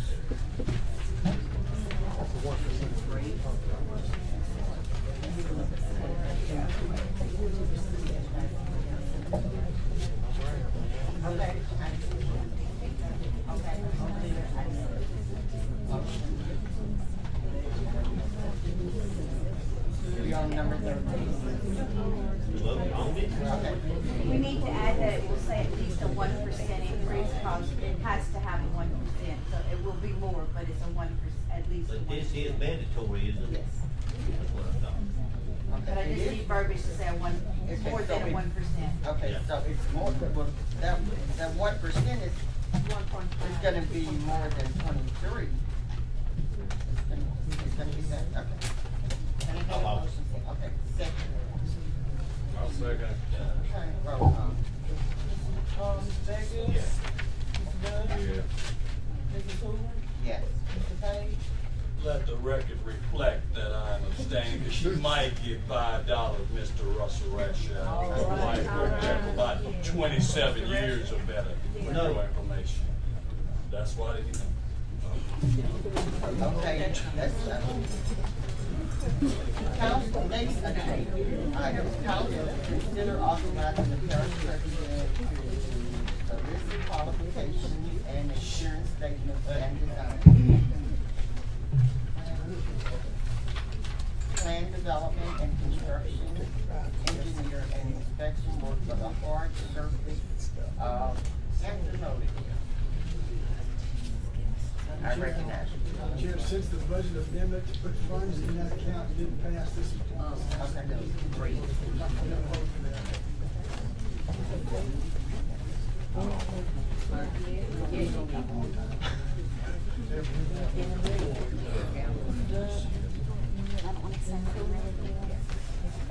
Yes. Ms. Gresham?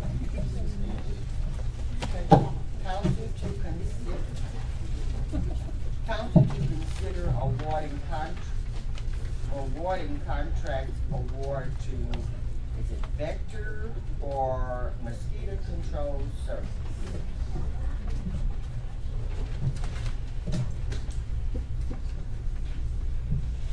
I recognize you. Thank you, Madam Chair.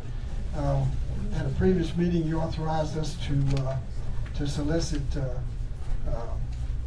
proposals for doing this, and we did. And as a result of that, we're recommending that Vector, I think Ms. Vance is here, and Vector's here too, if there's any questions to ask about this. This is the same company that worked with us in the past. We've I'm sure they can tell me the exact number, it may be in your packet, but it's substantially less than what it was last year. It's for a lot of siding and trapping and identification of mosquitoes, so we'll know where our problems are particularly, and also it'd be working in coordination with some spraying done by the parish personnel. If you have any questions, we have the people here to answer the questions. Yeah, I have a question. Can be recognized, Madam Chair? Yes. Okay. The question would be, last meeting, I asked a question about the numbers and stuff, and I was told that there was 0 confirmed cases of Zika and 0 confirmed cases of West Nile. Did Vector do any poison or just trap to identify? Adulticide, so we did spray the mosquitoes to keep the population down. The results that you received are of mosquito pools that were collected throughout the parish and sent into the state lab, and they ran their PCR diagnostics on it and confirmed that there was no West Nile in the mosquito pools. As far as I have been aware, there's not been human cases. Usually the Department of Health and Hospitals will let us know if there is a human case, even if it's donated through your blood donor stuff, just to give us an idea of what kind of population, what kind of reservoir we have in our population, to know how likely there is transmission available. So Vector did do some spray. We did last year, yes, sir. And we're talking, how much, 90, what thousand? It's just under, it's just over 88,000 for this Under year. 90. And last year was 125. Yes, sir. So why you're, at that Why point, is you're it telling us different? that you're gonna do. Uninterrupted. Oh, sorry, I Okay. did, I apologize, Okay. I All right. did. Okay, so how much spraying did you do to keep the numbers down, or most of the spraying done by the parish? Last year, I'm thinking it was about half and half spraying. This year, there will be no adulticiding on our side, only trapping, so no spraying on our side. There will be trapping of the mosquitoes, testing, and surveillance, as well as larvicide applications, which is where you get the biggest bang for your buck when it comes to mosquito control. What does that do? What does it do? So, I think I told you last time, when you are adulticiding, you are spraying out a chemical that has to come in contact with the adult mosquito, which is flying around. Larvicide, the larvae are all contained in a source of water, a body of water, and when we treat that body of water, we're able to effectively kill all the larvae in it. So larvicide is cheap, it's ecologically friendly, it's not toxic to kids, dogs, anything like that. And it also, because it's contained, it's like I said, you get the most kill, because you're not hitting a flying target, you're treating a bucket that is full of mosquito larvae that you know you're gonna kill. But it's only for standing water. Right, that is So they correct. don't do anything about the ones that's flying around outside the water, right? Right, and some, especially right now, we've had a lot of rain, it's been a very wet year, and the floodwater mosquitoes that we deal with typically fly 10 to 20 miles. So they will fly into an area, however, they're fairly short-lived, so when the rain stops and everything dries up, those mosquitoes go away. And we focus more on the Culex mosquito, which is the main transmitter of West Nile virus. So for $88,000, we could buy a truck with a whole lot of spraying, right? Yes. Okay. Okay. Any more comments? Okay.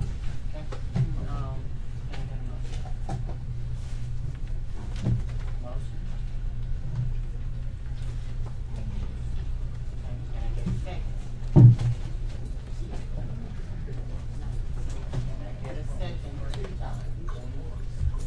Going 3 times, can I get a second? It dies.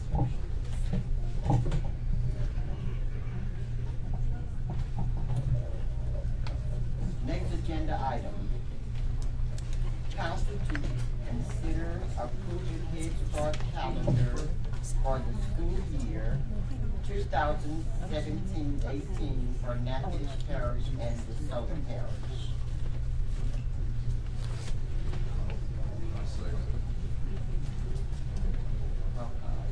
Ms. Baker? Yes. Mr. Doug? Yes. Mrs. Hooper? Yes. Mr. Page? Mr. Rayfield? Yes.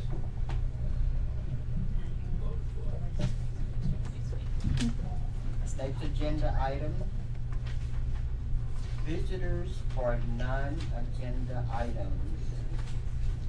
3 minutes, please. And it would be Ms. Karen Abernathy, is that how you pronounce it? On Monroe Drive. And I'm Debbie Seville. Yes. What we're trying to do is let y'all know that, a petition had been formed to annex Monroe Road into the city. When we found out about it, of course, most of them have lived out there for many, many years. We started a petition to oppose the annexation, and we went to the assessor's office. There's approximately 75 or so properties in Monroe subdivision. They're also trying to annex up to, I think, where the old golf course was, to take that in too. But they don't have enough on that main road, so they need us.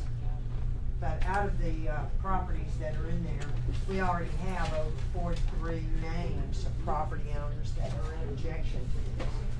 I don't know that the parish council can do anything about that, but we wanted to let y'all be aware of the fact that they have been trying to put us in the city, and that the majority of us don't want it. So I don't know if there's any assistance we can get My on it or not. understanding was, Mr. Nyland, that if it was to be trying to take in, it would have to come before this council to vote on. Am I right?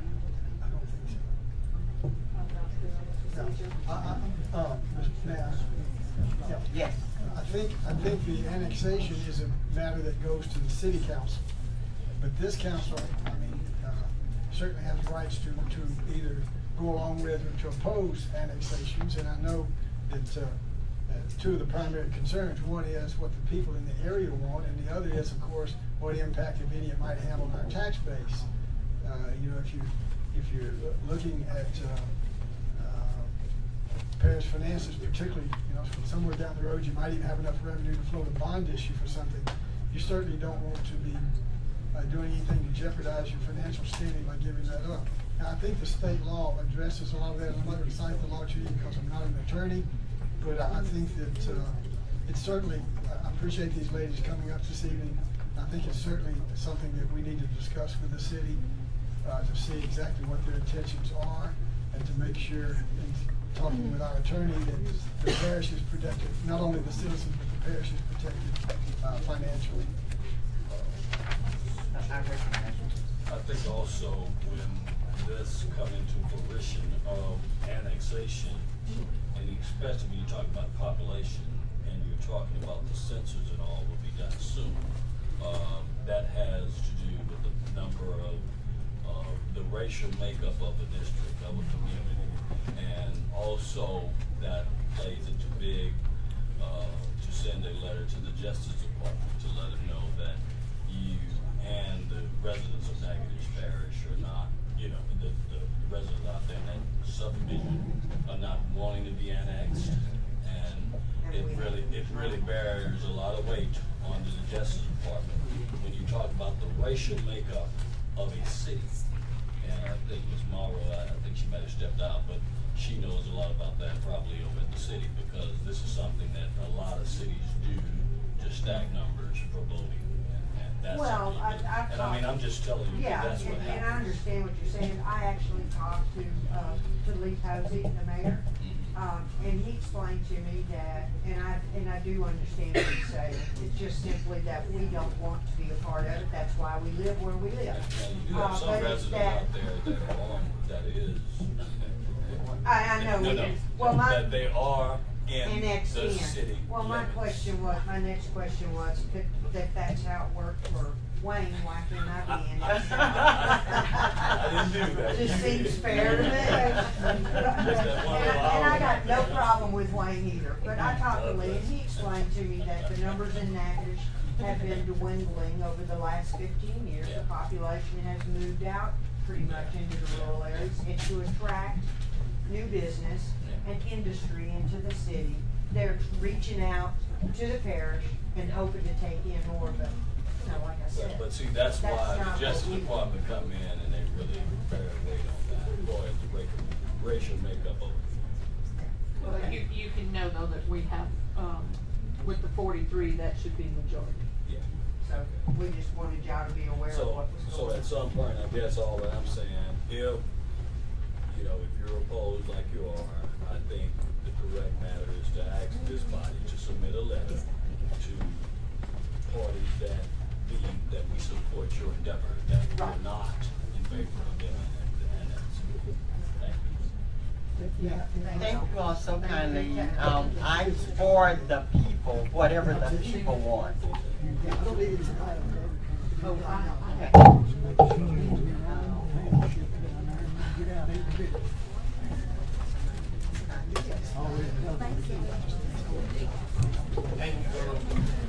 Thank you all so kindly. Thank you for all your help. Miss Carol Bryan. No. Miss Carol Bryan. Okay.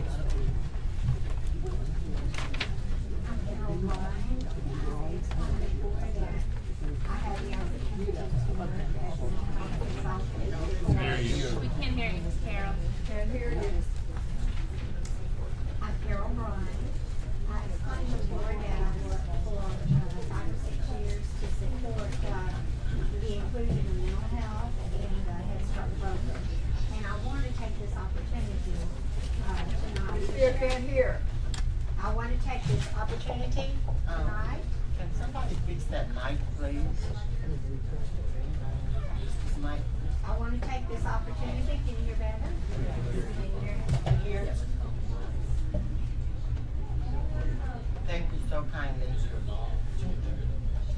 I want to take this opportunity to share my observations, praise, and concerns for the Natchitoches Parish program with all of you. I've worked as mental health consultant to support staff, families, and children in the program for many years. My praise is directed to the dedicated people I have met in the program, folks in their different capacities and times in leadership, and had their intent to assist families and children in growing academically and emotionally as they access the services of the Head Start program. I've provided with all of you with a copy of my written statement. This is an abbreviated rendition that I'm giving you, and I hope that all of you will read the details. I had the privilege of working with Judy Barnum, previous director, and with Erica Dupree, previous education coordinator. I saw them try to improve communication between the administration and all the teachers by problem solving with me and each other what strategies might work to encourage lack of motivation and feelings of discouragement in the teaching staff. I heard them engage in self-reflection over and over in an attempt to understand and support the families and children. I had the opportunity to share with them a positive behavior support program I had developed, which is something that the state demands every Head Start program have. And I also worried with them, and they discussed how grantee representatives insisted on managing everyday aspects of the program in a way that sometimes created difficulty for staff, families, and children to get their needs met. I will always have the highest praise for the perseverance and patience of Judy Barnum and Erica Dupree, who are not here. They displayed this constantly as they supported teachers.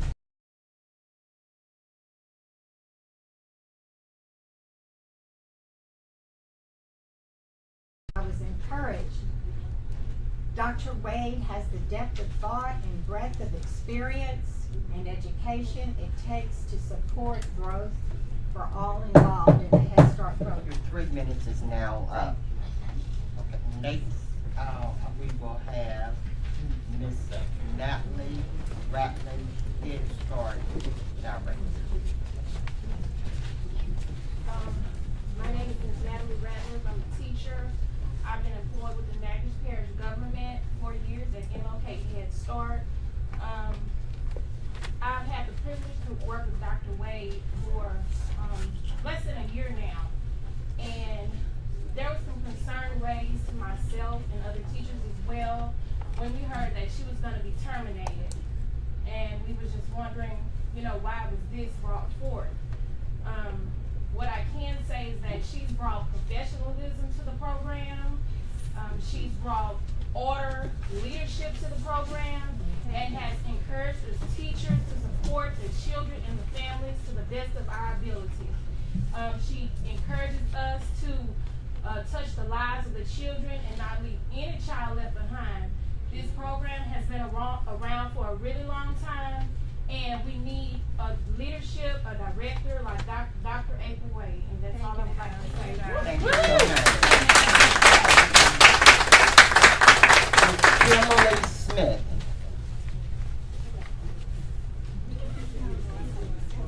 Good evening. My name is Kimberly Smith, and I started out as a Head Start student in 1982. Then I progressed on to be a volunteer, a parent, a paraprofessional, and now I am a teacher. This past school year, I've had the pleasure of working with an extraordinary leader, Head Start's newest director, Dr. April Wade. Dr. Wade has been a professional, diligent, and fair director thus far, and we would be devastated to lose her. Thank you. Not only has she treated us all with the utmost respect, but she has also implemented structure and new guidelines for not only the safety of the children, but for the safety of the staff as well. We have had an awesome school year, and we, the teachers of MLK Head Start, NSU Head Start, Breedertown Head Start, Natchez Head Start, County Head Start, and Mansfield Head Start. Look forward to working with her in the many years to come. Thank you and God bless. Very